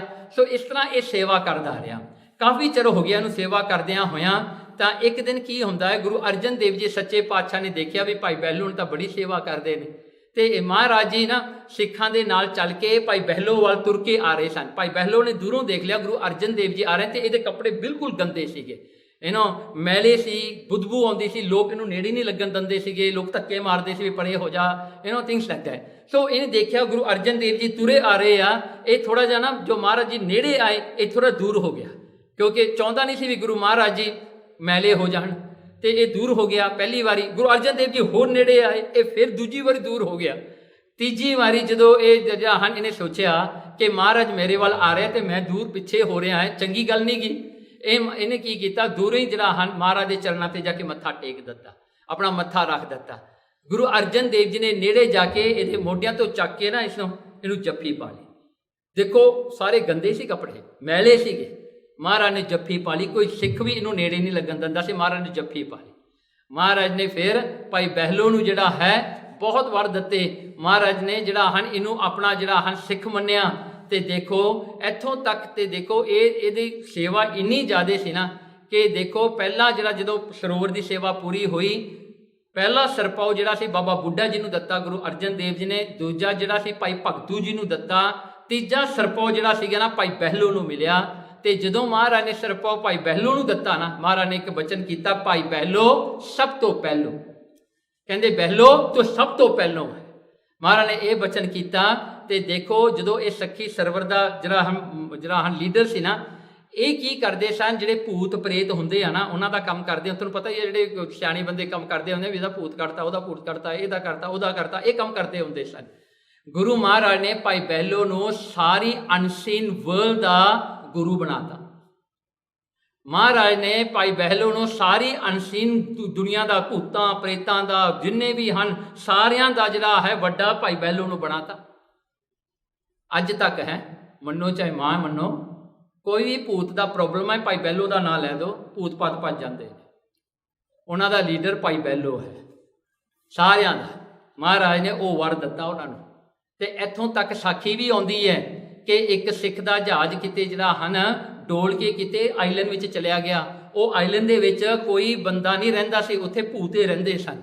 ਤੇ ਭੂਤਾਂ ਨੇ ਜਦੋਂ ਇਹ ਬੰਦੇ ਨੂੰ ਚੱਕਿਆ, ਇਹਨੂੰ ਚੱਕ ਕੇ ਜਦੋਂ ਇਹਦੇ ਨਾਲ ਗੱਲਬਾਤ ਕੀਤੀ, ਉਹਨੂੰ ਕਹਿੰਦੇ ਤੂੰ ਬਹਿਲੋ ਨੂੰ ਜਾਣਦਾ? ਜਦੋਂ ਪੁੱਛਿਆ ਤੂੰ ਕਿੱਥੋਂ ਆ, ਤੇਰਾ ਗੁਰੂ ਕੌਣ? ਕਹਿੰਦੇ ਗੁਰੂ ਨਾਨਕ ਦਾ ਮੈਂ ਫੋਲੋਵਰ ਆ। ਤੇ ਸਾਰਾ ਉਹਨਾਂ ਨੇ ਅੰਮ੍ਰਿਤਸਰ ਦੀ ਗੱਲ ਕੀਤੀ, ਭਾਈ ਬਹਿਲੋ ਦੀ ਗੱਲ ਕੀਤੀ। ਫਿਰ ਇਹਨੂੰ ਡਾਇਮੰਡ ਦੇ ਕੇ ਉਹਨਾਂ ਨੇ, ਭੂਤਾਂ ਨੇ ਆਪ ਇਹਨੂੰ ਉਹਦੇ ਘਰ ਭੇਜਿਆ। ਸੋ ਸਾਖੀਆਂ ਐਸਾ ਆਉਂਦੀਆਂ ਨੇ। ਤੇ ਇਹਨਾਂ ਦਾ ਜਿਹੜਾ ਪੋਤਾ ਸੀਗਾ ਉਹ ਗੁਰੂ ਗੋਬਿੰਦ ਸਿੰਘ ਮਹਾਰਾਜ ਦੇ ਸਮੇਂ ਤੱਕ ਰਿਹਾ, ਜਿਹਨੂੰ ਬਹਿਲੋ ਦਾ ਗੁਰਦਾਸ ਕਹਿੰਦੇ ਹਨ। ਗੁਰਦਾਸ ਸਿੰਘ ਉਹਦਾ ਨਾਂ ਸੀਗਾ, ਉਹਨੂੰ ਕਹਿੰਦੇ ਬਹਿਲੋ ਦਾ ਗੁਰਦਾਸ। ਸੋ ਇਹ ਗੁਰੂ ਗੋਬਿੰਦ ਸਿੰਘ ਮਹਾਰਾਜ ਦੇ ਸਮੇਂ ਤੱਕ ਗੁਰੂਆਂ ਦੀ ਸੇਵਾ ਕਰਦੇ ਰਹੇ। ਭਾਈ ਬਹਿਲੋ ਦਾ ਇਹ ਗੱਲ ਸੀਗੀ। ਤੇ ਕਿੰਨੀ ਨਿਮਰਤਾ ਹੈ, ਕਿੰਨੀ ਸ਼ਕਤੀ ਸੀ ਇਹਨਾਂ ਵਿੱਚ। ਹੁਣ ਆਪਾਂ ਰਿਫਲੈਕਸ਼ਨ ਲੈਣਾ ਸਾਖੀ ਦੇ ਵਿੱਚੋਂ। ਦੇਖੋ ਭਾਈ ਬਹਿਲੋ ਦੀ ਸਾਖੀ ਵਿੱਚੋਂ ਨੀਚੋ ਨੀਚ ਭਾਈ Behlo had thousands of followers. He was the leader of ਜਿਹੜਾ ਹਨ ਇੱਕ ਗਰੁੱਪ ਦਾ ਲੀਡਰ ਸੀਗਾ। ਲੋਕ ਇਹਨੂੰ ਮੱਥਾ ਟੇਕਦੇ ਸੀ। He has the ability to see ghost, to treat people from ghost exorcism ਜਿਹੜਾ ਲੋਕ ਕਰਦੇ ਨੇ, ਇਹ ਸਾਰਾ ਕੁਝ ਇਹ ਕਰਦਾ ਹੁੰਦਾ ਸੀ ਪਹਿਲਾਂ। ਪਰ ਦੇਖੋ ਗੁਰੂ ਸੇਵਾ ਵਿੱਚ ਆ ਕੇ ਇਹਨੇ ਆਪਣੇ ਆਪ ਨੂੰ ਕਿੰਨਾ ਨੀਵਾਂ ਕਰ ਲਿਆ, ਕਿਸੇ ਅੱਗੇ ਕੁਝ ਬੋਲਦਾ ਨਹੀਂ ਸੀ, ਕਿਸੇ ਨੂੰ ਵੀ ਇਹ ਨਹੀਂ ਕਿਹਾ ਮੇਰੇ 'ਚ ਇਹ ਸ਼ਕਤੀ ਆ, ਮੈਂ ਇਹ ਕਰ ਦੂੰ, ਮੈਂ ਉਹ ਕਰ ਦੂੰ, ਮੈਂ ਇਹ ਹਾਂ, ਮੈਂ ਉਹ ਹਾਂ। ਦੇਖੋ ਨੀਚੋਂ ਨੀਚ ਹੋ ਗਿਆ ਹੈ। ਇਹਨੇ ਆਪਣਾ ਸਭ ਕੁਝ ਜਿਹੜਾ ਹੈ ਗੁਰੂ ਨੂੰ ਅਰਪਣ ਕਰਤਾ, ਗੁਰੂ ਨੂੰ ਅਪਣਾ ਲਿਆ। ਦੂਜਾ ਗੁਣ ਆਪ ਗਵਾਏ, ਆਪਣਾ ਆਪ ਗਵਾ ਲਿਆ ਇਸਨੇ, ਆਪਣੀ ਸਟੇਟਸ ਗਵਾ ਲਈ, ਸਭ ਕੁਝ ਗਵਾ ਲਿਆ ਇੱਕ ਸਿੱਖ ਬਣਨ ਵਾਸਤੇ। ਤੇ ਸਿੱਖ ਬਣਿਆ ਵੀ, ਫਿਰ ਸੇਵਕਾਂ ਦਾ ਵੀ ਸੇਵਕ ਬਣਿਆ, ਨੌਕਰਾਂ ਦਾ ਵੀ ਨੌਕਰ। ਉਹ ਕੰਮ ਭਾਈ ਬਹਿਲੋ ਨੇ ਕੀਤਾ ਜਿਹੜਾ ਕੋਈ ਇੱਕ ਸ਼ੂਦਰ ਵੀ ਨਹੀਂ ਕਰਦਾ, ਇੱਕ ਗਰੀਬ ਤੋਂ ਗਰੀਬ ਬੰਦਾ ਵੀ ਨਹੀਂ ਕਰਦਾ। ਜਿਹੜਾ ਸਾਰਾ ਸ਼ੀਟ ਇਕੱਠਾ ਕਰਨਾ ਉਹ ਕੌਣ ਕਰਦਾ ਹੈ? ਉਹ ਕੰਮ ਭਾਈ ਬਹਿਲੋ ਨੇ ਕੀਤਾ। ਸੋ ਭਾਓ ਤੇਰਾ ਭਾਓ ਤੇ ਭਾਓ, ਦੇਖੋ ਗੁਰੂ ਮਹਾਰਾਜ ਦਾ ਕਿੰਨਾ ਭਾਓ ਹੈ, ਉਹਨੂੰ ਕਿੰਨਾ ਡਰ ਸੀਗਾ ਵੀ ਗੁਰੂ ਮਹਾਰਾਜ ਕਿਤੇ ਮੈਲੇ ਨਾ ਹੋ ਜਾਣ, ਮੇਰੇ ਕਰਕੇ ਕਿਤੇ ਗੰਦੇ ਨਾ ਹੋ ਜਾਣ। ਪਰ ਦੇਖੋ ਕਿੰਨਾ ਪਿਆਰ ਫਿਰ ਅੱਗੇ ਗੁਰੂ ਨੇ ਇਹਨੂੰ ਦਿੱਤਾ, ਆਪਣੇ ਜਿਹੜਾ ਹਨ ਮਹਾਰਾਜ ਨੇ ਛਾਤੀ ਨਾਲ ਲਾਇਆ। ਫਿਰ ਦੇਖੋ ਭਾਈ ਬਹਿਲੋ ਕਿੰਨਾ ਮਿੱਠਾ ਬੋਲਦੇ ਸਨ, ਜਿਹੜਾ ਹਨ ਭਾਰੀ ਤੋਂ ਭਾਰੀ ਜਿਹੜਾ ਹਨ ਕੋਈ ਬਾਕਟ ਵਿੱਚ ਚੁਕਾ ਦਿੰਦਾ ਸੀ, ਉਹ ਕਿਤੇ ਨਹੀਂ ਕਹਿੰਦੇ ਭਾਰੀ ਹੋ ਗਿਆ ਜੀ, ਮੈਂ ਨਹੀਂ ਚੱਕਣਾ ਜੀ, ਮੈਂ ਬਹੁਤ ਚੱਕ ਲਏ ਜੀ, ਮੈਂ ਥੱਕ ਗਿਆ, ਕਿ ਜੇ ਐਸੀ ਗੱਲ ਨਹੀਂ ਕੀਤੀ। ਹੀ just keep on doing because ਉਹਦੇ ਵਿੱਚ ਸ਼ਕਤੀ ਗੁਰੂ ਦੀ ਵਰਤਦੀ ਆ। See when you think that is your strength with your intelligence ਤੁਸੀਂ ਸੇਵਾ ਕਰ ਰਹੇ ਹੋ ਨਾ, ਤੁਸੀਂ ਥੱਕ ਜਾਓਗੇ, ਤੁਸੀਂ ਐਗਜ਼ੌਸਟਡ ਹੋ ਜਾਓਗੇ, ਥੋੜੀ ਇੰਟੈਲੀਜੈਂਸ ਮੁੱਕ ਜਾਏਗੀ। ਪਰ ਜਿੱਦਣ ਤੁਸੀਂ ਸਮਝੋਗੇ ਨਾ ਵੀ ਗੁਰੂ ਤੁਹਾਤੋਂ ਕਰਾ ਰਿਹਾ ਹੈ, ਤੁਸੀਂ ਨਹੀਂ ਕਰ ਰਹੇ, ਇਹ ਗੁਰੂ ਦੇ ਰਿਹਾ ਤੁਹਾਨੂੰ ਸ਼ਕਤੀ, ਗੁਰੂ ਤੁਹਾਨੂੰ ਇਹ ਮੱਤ ਦੇ ਰਿਹਾ ਹੈ, ਇਹ ਬੁੱਧੀ ਦੇ ਰਿਹਾ ਹੈ, ਉਦੋਂ ਤੱਕ ਤੁਸੀਂ ਕਿਤੇ ਨਹੀਂ ਥੱਕੋਗੇ। ਸੋ ਅਗਲਾ ਗੁਣ ਨਿਮਾਣਾ, ਦੇਖੋ ਕਿੰਨਾ ਨਿਮਾਣਾ ਹੋ ਕੇ ਇਹ ਰਿਹਾ। ਇਹਨੇ ਕਿਤੇ ਵੀ ਗੁਰੂ ਤੋਂ ਕੁਝ ਨਹੀਂ ਮੰਗਿਆ, ਨਾ ਕੋਈ ਸਿੱਖ ਤੋਂ ਕੁਝ ਮੰਗ ਕੇ ਦੇਖਿਆ।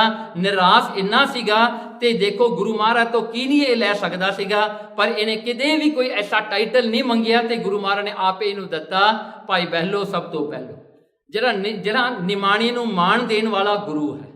See, you must always remember, maybe the world don't see how you are serving, what are you doing, but Guru knows. ਗੁਰੂ ਤਾਂ ਜਾਣਦਾ ਹੈ ਨਾ ਤੁਹਾਡੇ ਕੀਤੇ ਨੂੰ, ਹਾਂਜੀ। ਸੋ ਇਸ ਕਰਕੇ ਜਿਹੜਾ ਹੈ now how do you identify a ਗੁਰਮੁਖ?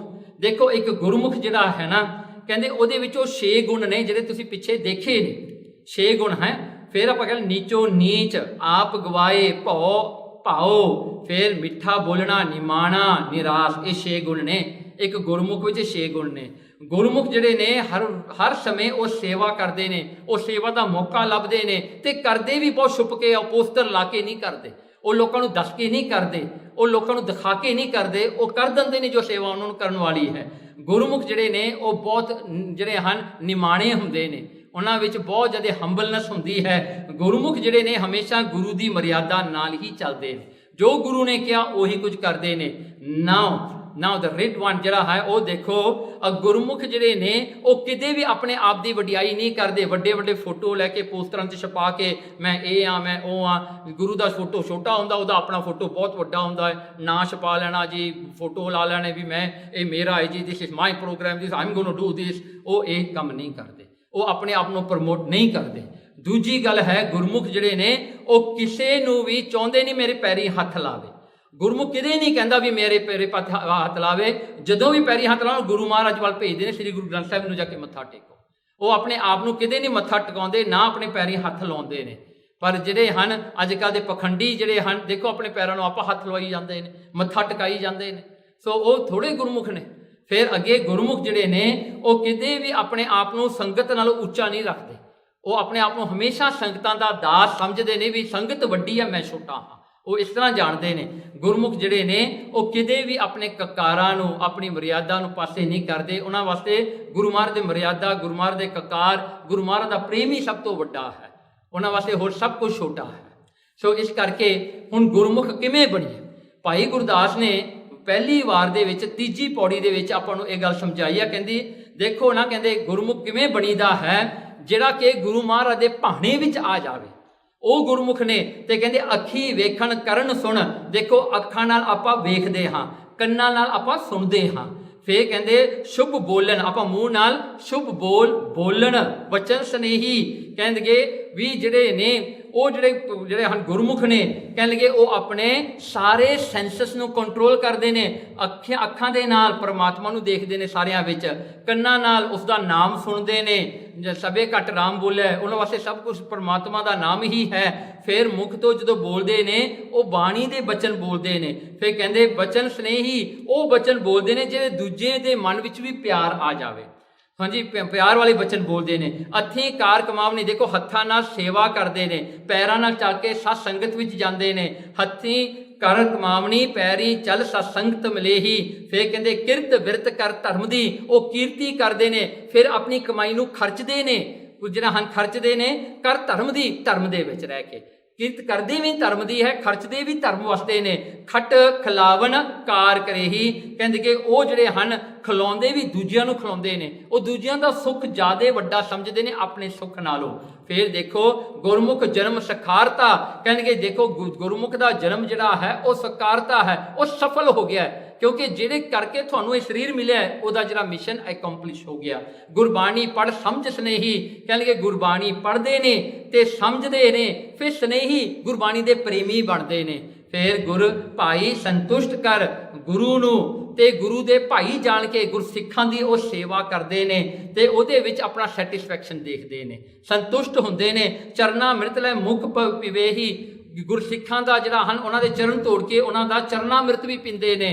ਤੇ ਕਹਿੰਦੇ ਪੈਰੀ ਪਵਨ ਨਾ ਛੋਡੀਐ, ਕਹਿਣ ਲੱਗੇ ਦੇਖੋ ਗੁਰਸਿੱਖ ਪੈਰੀ ਪੈਣਾ ਨਹੀਂ ਛੱਡਦਾ, ਕਲੀ ਕਲ ਰਹਿਰਾਸ ਕਰੇਹੀ, ਕਿਉਂਕਿ ਇਹੀ ਜਿਹੜੀ ਹੈ ਰੋਹ ਰੀਤੀ ਗੁਰੂ ਨਾਨਕ ਨੇ ਤੋਰੀ ਹੈ। ਉਹ ਨੀਵੇਂ ਹੁੰਦੇ ਨੇ, ਦੂਜਿਆਂ ਦੇ ਪੈਰੀ ਪੈਂਦੇ ਨੇ। ਸੋ ਇਹਦਾ ਐਗਜ਼ਾਮਪਲ ਲੈਣਾ ਹੋਵੇ, ਜਦੋਂ ਰਮਦਾਸ ਵਿਖੇ ਬਾਬਾ ਬੁੱਢਾ ਜੀ ਨੇ ਸਰੀਰ ਛੱਡਣਾ ਸੀ ਨਾ, ਉਹਨਾਂ ਦਾ ਸਮਾਂ ਆ ਗਿਆ ਸੀਗਾ, ਉਹਨਾਂ ਦੀ ਏਜ ਸੀ 125 ਈਅਰਸ ਓਲਡ ਹੋ ਗਏ ਸੀਗੇ। ਉਹਨਾਂ ਨੇ ਇੱਕ ਸੇਵਕ ਨੂੰ ਭੇਜਿਆ, ਕਹਿੰਦੇ ਗੁਰੂ ਹਰਗੋਬਿੰਦ ਸਾਹਿਬ ਜੀ ਜਾ ਕੇ ਦੱਸੋ ਕਿ ਮੇਰਾ ਸਮਾਂ ਨੇੜੇ ਆ ਗਿਆ, ਮੈਂ ਸਰੀਰ ਛੱਡਣਾ ਹੈ, I have to go from this world।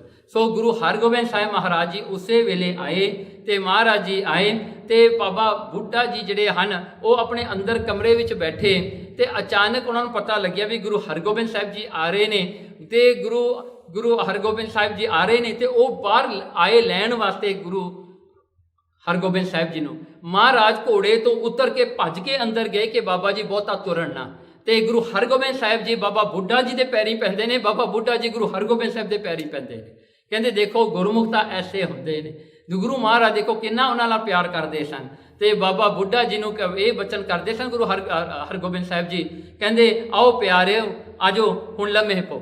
ਮਹਾਰਾਜ ਨੇ ਉਹਨਾਂ ਦਾ ਸੀਸ ਆਪਣੇ ਪੱਟਾਂ ਤੇ ਰੱਖ ਕੇ ਬਾਬਾ ਬੁੱਢਾ ਜੀ ਨੇ ਫੇਰ ਸਰੀਰ ਛੱਡਿਆ ਸੀਗਾ ਤੇ ਉਹਨਾਂ ਦਾ ਸਰੀਰ ਜਿਹੜਾ ਚੱਕਣ ਵਾਸਤੇ ਆਪ ਗੁਰੂ ਹਰਗੋਬਿੰਦ ਸਾਹਿਬ ਨੇ ਮੋਢਾ ਲਾਇਆ ਸੀਗਾ, ਆਪ ਜਾ ਕੇ ਉਹਨਾਂ ਦਾ ਸੰਸਕਾਰ ਕੀਤਾ ਹੱਥੀਂ। ਸੋ ਇਹ ਜਿਹੜਾ ਪਿਆਰ ਹੈ ਗੁਰੂ ਮਹਾਰਾਜ ਆਪਣੇ ਪਿਆਰਿਆਂ ਨਾਲ ਕਰਦੇ ਨੇ। ਸੋ ਇਹੀ ਜਿਹੜਾ ਹੈ ਪੈਰੀ ਪਵਣਾ। ਸੋ ਦੇਖੋ ਹੁਣ ਗੁਰਮੁਖ ਜਿਹੜੇ ਨੇ ਗੁਰੂ ਵਾਸਤੇ ਗੁਰੂ ਮਹਾਰਾਜ ਕੀ ਕਹਿੰਦੇ ਨੇ, ਕਹਿੰਦੇ ਇਹ ਜਿਹੜੇ ਨੇ ਗੁਰਮੁਖ ਕੌਣ ਬਣਦੇ ਨੇ। ਮਹਾਰਾਜ ਕਹਿੰਦੇ ਨਾਨਕ ਜਿਸ ਨਦਰ ਕਰੇ ਤਿਸ ਮੇਲ ਲੈ। ਦੇਖੋ ਗੁਰਮੁਖ ਤਾਂ ਆਪਾਂ ਇਹ ਨਹੀਂ ਬਣ ਸਕਦੇ ਵੀ ਕੋਈ ਕੁਆਲੀਫਿਕੇਸ਼ਨ ਹੈ, ਤੁਸੀਂ ਇਹ ਪੜ੍ਹਾਈ ਕਰ ਲਓ, ਇਹ ਕਰ ਲਓ, ਤੁਸੀਂ ਗੁਰਮੁਖ ਬਣ ਜਾਓਗੇ। ਨੋ, ਗੁਰਮੁਖ ਕਿਵੇਂ ਬਣੀਦਾ ਹੈ? ਨਾਨਕ ਜਿਸ ਨਦਰ ਕਰੇ, ਜਿਹਦੇ ਉੱਤੇ ਪਰਮਾਤਮਾ ਗੁਰੂ ਦੀ ਕਿਰਪਾ ਹੋਵੇ। Whoever has the vision of ਜਿਹੜਾ ਹਨ ਮਰਸੀ, ਜਿਹੜਾ ਹਨ ਮਹਾਰਾਜ ਦੀ ਗਲਾਂਸ ਪੈ ਜਾਵੇ, ਗਲਿੰਪਸ ਪੈ ਜਾਵੇ ਤੇ ਕਹਿੰਦੇ ਜਿਸ ਨਦਰ ਕਰੇ ਤਿਸ ਮੇਲ ਲੈ ਸਾਈ ਸੁਹਾਗਣ ਨਾਰ। ਜਿਵੇਂ ਕਹਿੰਦੇ ਨਾਰ ਜਿਹੜੀ ਨਾਰੀ ਹੁੰਦੀ ਹੈ ਨਾ, ਉਹ ਪਤੀ ਦੇ ਹੱਥ ਵਿੱਚ ਹੁੰਦਾ, ਚਾਹੇ ਉਹਦੇ ਨਾਲ ਪ੍ਰੇਮ ਕਰੇ ਚਾਹੇ ਨਾ ਕਰੇ। ਜਿਵੇਂ ਕਹਿੰਦੇ ਇਸੇ ਤਰ੍ਹਾਂ ਹੀ ਪਰਮਾਤਮਾ ਹੈ, ਗੁਰੂ ਹੈ, ਜਿਹਦੇ ਤੇ ਵੀ ਕਿਰਪਾ ਕਰਨ ਆਪਣਾ ਬਣਾ ਲੈਂਦੇ ਨੇ। ਪਰ ਦਾਵਾ ਨਹੀਂ ਆਪਾਂ ਕਰ ਸਕਦੇ ਮੈਂ ਇੰਨੀ ਸੇਵਾ ਕੀਤੀ ਜੀ, I know this, I know that, I've done this, I've done that, so I'm a Gurmukh. No, you cannot claim that। ਹੋ ਨਹੀਂ ਸਕਦਾ। ਕਿਉਂ? ਕਿਉਂਕਿ ਇਹ ਗੁਰਪ੍ਰਸਾਦ ਦਾ ਮਾਰਗ ਹੈ। whenever the Guru's ਕਿਰਪਾ comes in, only then it happens, otherwise it never happen। ਸੋ ਇੱਥੇ ਮਹਾਰਾਜ ਕਹਿੰਦੇ ਨਾਨਕ ਜਿਸ ਨਦਰ ਕਰੇ ਤਿਸ ਮੇਲ ਲੈ ਸਾਈ ਸੁਹਾਗਣ ਨਾਰ। ਸੋ ਇੱਥੇ ਜਿਹੜਾ ਹੈ ਹੁਣ ਆਪਾਂ ਇਹ ਸ਼ਬਦ ਦੇਖਿਓ, ਕਹਿੰਦੇ ਦੁਖੀਆ ਦੁਸ਼ਟ ਦੂ ਬਾਜਰਾ ਬੱਗੁਲ ਸਮਾਦ ਰਹੇ ਇੱਕ ਟੰਗਾ। ਹੁਣ ਇਹ ਗੱਲ ਹੈ ਨਾ ਜਿਹੜੀ ਕਹਿੰਦੇ ਦੇਖੋ ਨਾ, ਕਹਿੰਦੇ ਦੁਖੀਆ ਦੁਸ਼ਟ, ਕਹਿੰਦੇ ਜਿਹੜੇ ਈਵਲ ਮਾਈਂਡਡ ਬੰਦੇ ਹੁੰਦੇ ਨੇ, ਜਿਹੜੇ ਦੁਸ਼ਟ ਹੁੰਦੇ ਨੇ, ਦੂਜਿਆਂ ਦਾ ਜਿਹੜਾ ਬੁਰਾ ਕਰਨ ਵਾਲੇ, ਦੋ ਬਾਜਰਾ ਕਹਿਣਗੇ ਦੋ ਸੋਚਣੀ ਵਾਲੇ ਡਾਊਟਫੁਲ ਬੰਦੇ ਜਿਹੜੇ ਹੁੰਦੇ ਨੇ, ਕਹਿੰਦੇ ਇਹਨਾਂ ਦਾ ਇਹ ਭਾਵੇਂ ਗੁਰਦੁਆਰੇ ਆਉਂਦੇ ਨੇ, ਲੱਗਦੇ ਨੇ ਦੇਖਣ ਨੂੰ ਵੀ ਗੁਰਮੁਖ ਨੇ, ਪਰ ਕਹਿੰਦੇ ਇਹ ਤਾਂ ਉਹ ਨੇ ਬਗਲ ਸਮਾਦ ਰਹਿ ਇੱਕ ਟੰਗਾ। ਕਹਿੰਦੇ ਇੱਕ ਜਿਵੇਂ ਲੱਤ ਤੇ ਬਗਲਾ ਜਿਹੜਾ ਕ੍ਰੇਨ ਹੈ ਨਾ ਉਹ ਖੜ ਕੇ ਚੁੱਪ ਕਰਕੇ ਖੜਾ ਰਹਿੰਦਾ, ਉਹ ਹਿਲਦਾ ਨਹੀਂ ਗਾ। Why? Because you want to eat fish.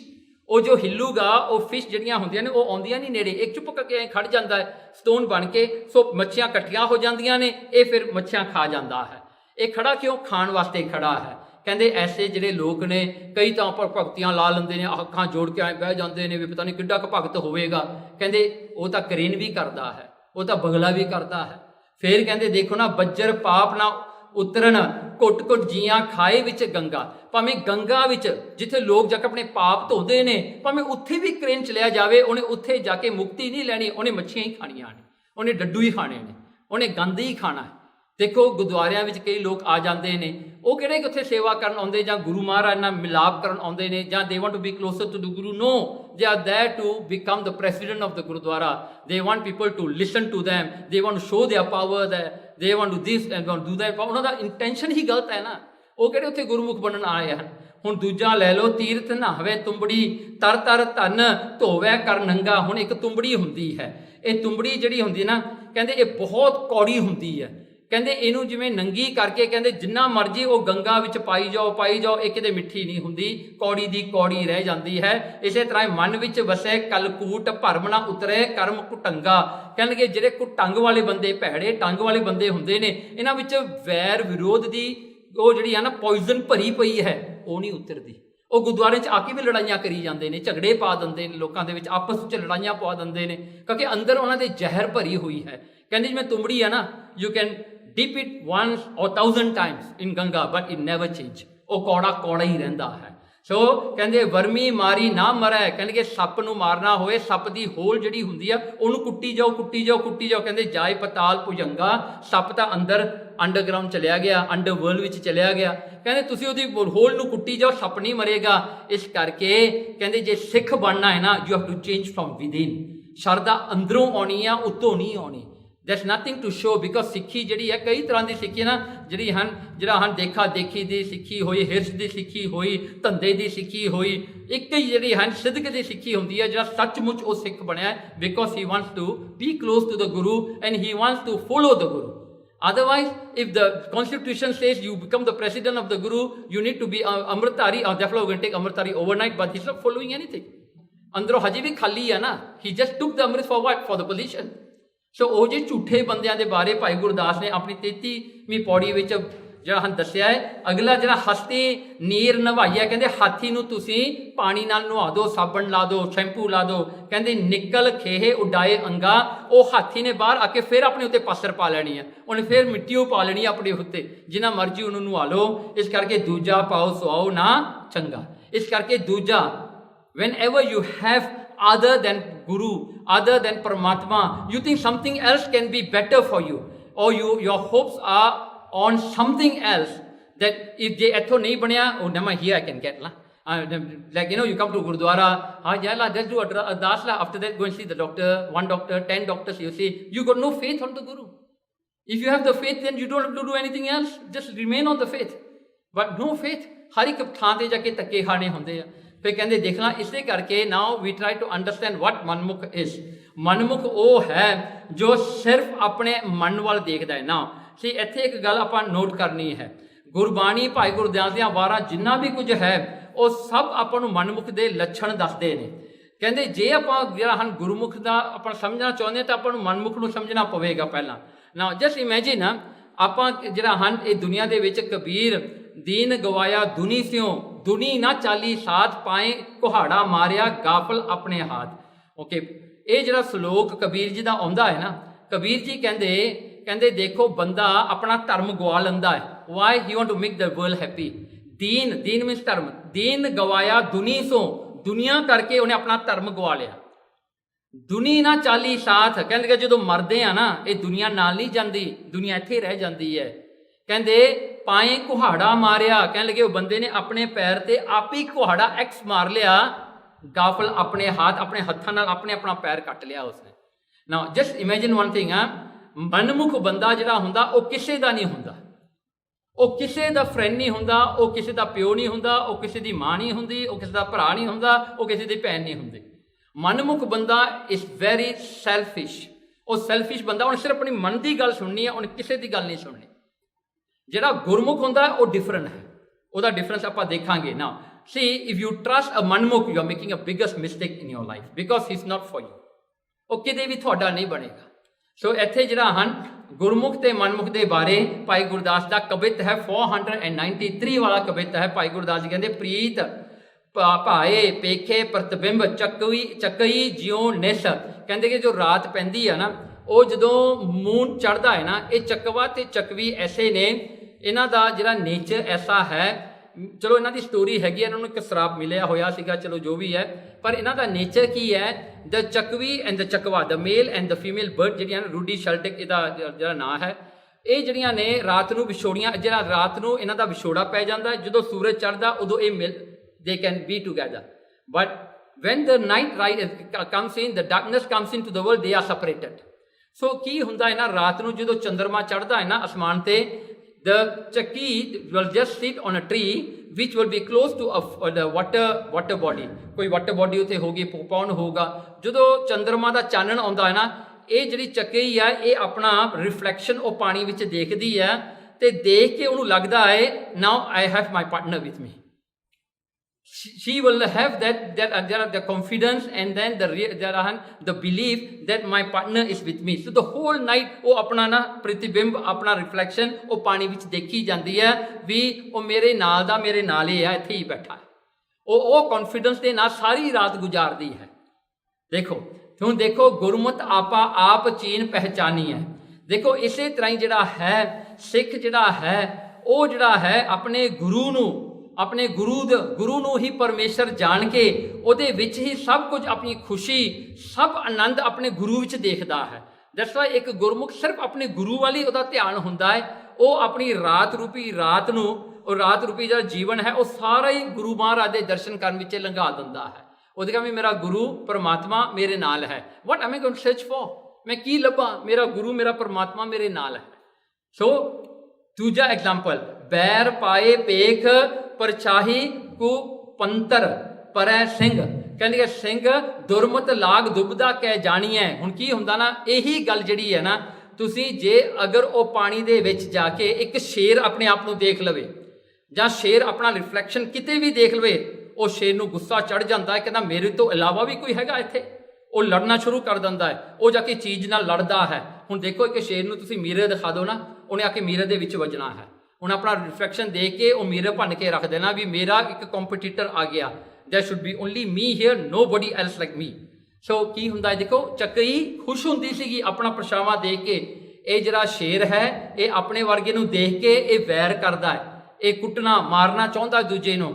ਦੇਖੋ ਇਹ ਫਰਕ ਹੈ, ਬੈਰ ਭਾਈ ਪੇਕ ਪਰਛਾਹੀ ਕੁਪੰਤਰ ਪਰੈ, ਸਿੰਘ ਦੁਰਮਤ ਲਾਗ ਦੁਬਦਾ ਕਹਿ ਜਾਣੀਐ। ਕਹਿੰਦੇ ਦੁਬਦਾ ਪੈ ਗਈ ਉਹਨੂੰ ਵੀ ਮੇਰੇ ਵਰਗਾ ਹੋਰ ਵੀ ਤੁਰਿਆ ਫਿਰਦਾ ਹੈ। ਹੁਣ ਤੀਜਾ ਐਗਜ਼ਾਮਪਲ, ਗਊ ਸੁੱਤ ਅਨੇਕ ਏਕ ਸੰਗ ਹਿੱਲ ਮਿਲ ਰਹਿ। ਕਹਿੰਦੇ ਗਊ, ਜੇ ਨਾ ਜਿਹੜੀ ਗਾਂ ਹੁੰਦੀ ਆ ਨਾ, ਉਹਦੇ ਬਛੜੇ ਹੁੰਦੇ ਨੇ, ਜੇ ਹੋਰ ਕਿਸੇ ਦਾ ਬਛੜਾ ਵੀ ਉਹਦੇ ਕੋਲ ਆ ਜਾਵੇ ਨਾ, ਉਹਨੂੰ ਵੀ ਪਿਆਰ ਕਰਦੀ ਆ ਵਿਚਾਰੀ, ਸਾਰਿਆਂ ਨਾਲ ਪਿਆਰ ਕਰਕੇ ਉਹਨਾਂ ਨੂੰ ਇਕੱਠੇ ਰੱਖਦੀ ਹੈ ਨਾ। ਅਲਟਰਨੇਟਿਵਲੀ ਕੀ ਹੁੰਦਾ, ਜੇ ਕੁੱਤੇ ਹੋਣ ਨਾ, ਕਹਿੰਦੇ ਸਵਾਨ ਆਣ ਦੇਖ ਵਿਰੁੱਧ ਜੁੱਧ ਠਾਣੀ ਹੈ। ਕੀ ਹੁੰਦਾ ਨਾ, ਜਿਹੜੇ ਕੁੱਤੇ ਹੁੰਦੇ ਆ ਨਾ, ਜੇ ਇੱਕ ਕੁੱਤੇ ਦੇ ਗਰੁੱਪ 'ਚ ਦੂਜਾ ਕੁੱਤਾ ਆ ਜਾਵੇ, ਉਹਨੂੰ ਕੁੱਟਣ ਨੂੰ ਪੈ ਜਾਂਦੇ, ਮਾਰ ਦਿੰਦੇ ਆ, ਜਾ ਕੇ ਆਪਸ ਵਿੱਚ ਲੜ ਪੈਂਦੇ ਨੇ। ਦੇਖੋ ਗੁਰਮੁਖ ਉਹ ਗਊਆਂ ਵਰਗੇ ਨੇ ਜਿਹੜੇ ਦੂਜਿਆਂ ਨੂੰ ਅਪਣਾ ਲੈਂਦੇ ਨੇ, ਉਹਨਾਂ ਨਾਲ ਫੇਰ ਵੀ ਪਿਆਰ ਕਰਦੇ ਨੇ।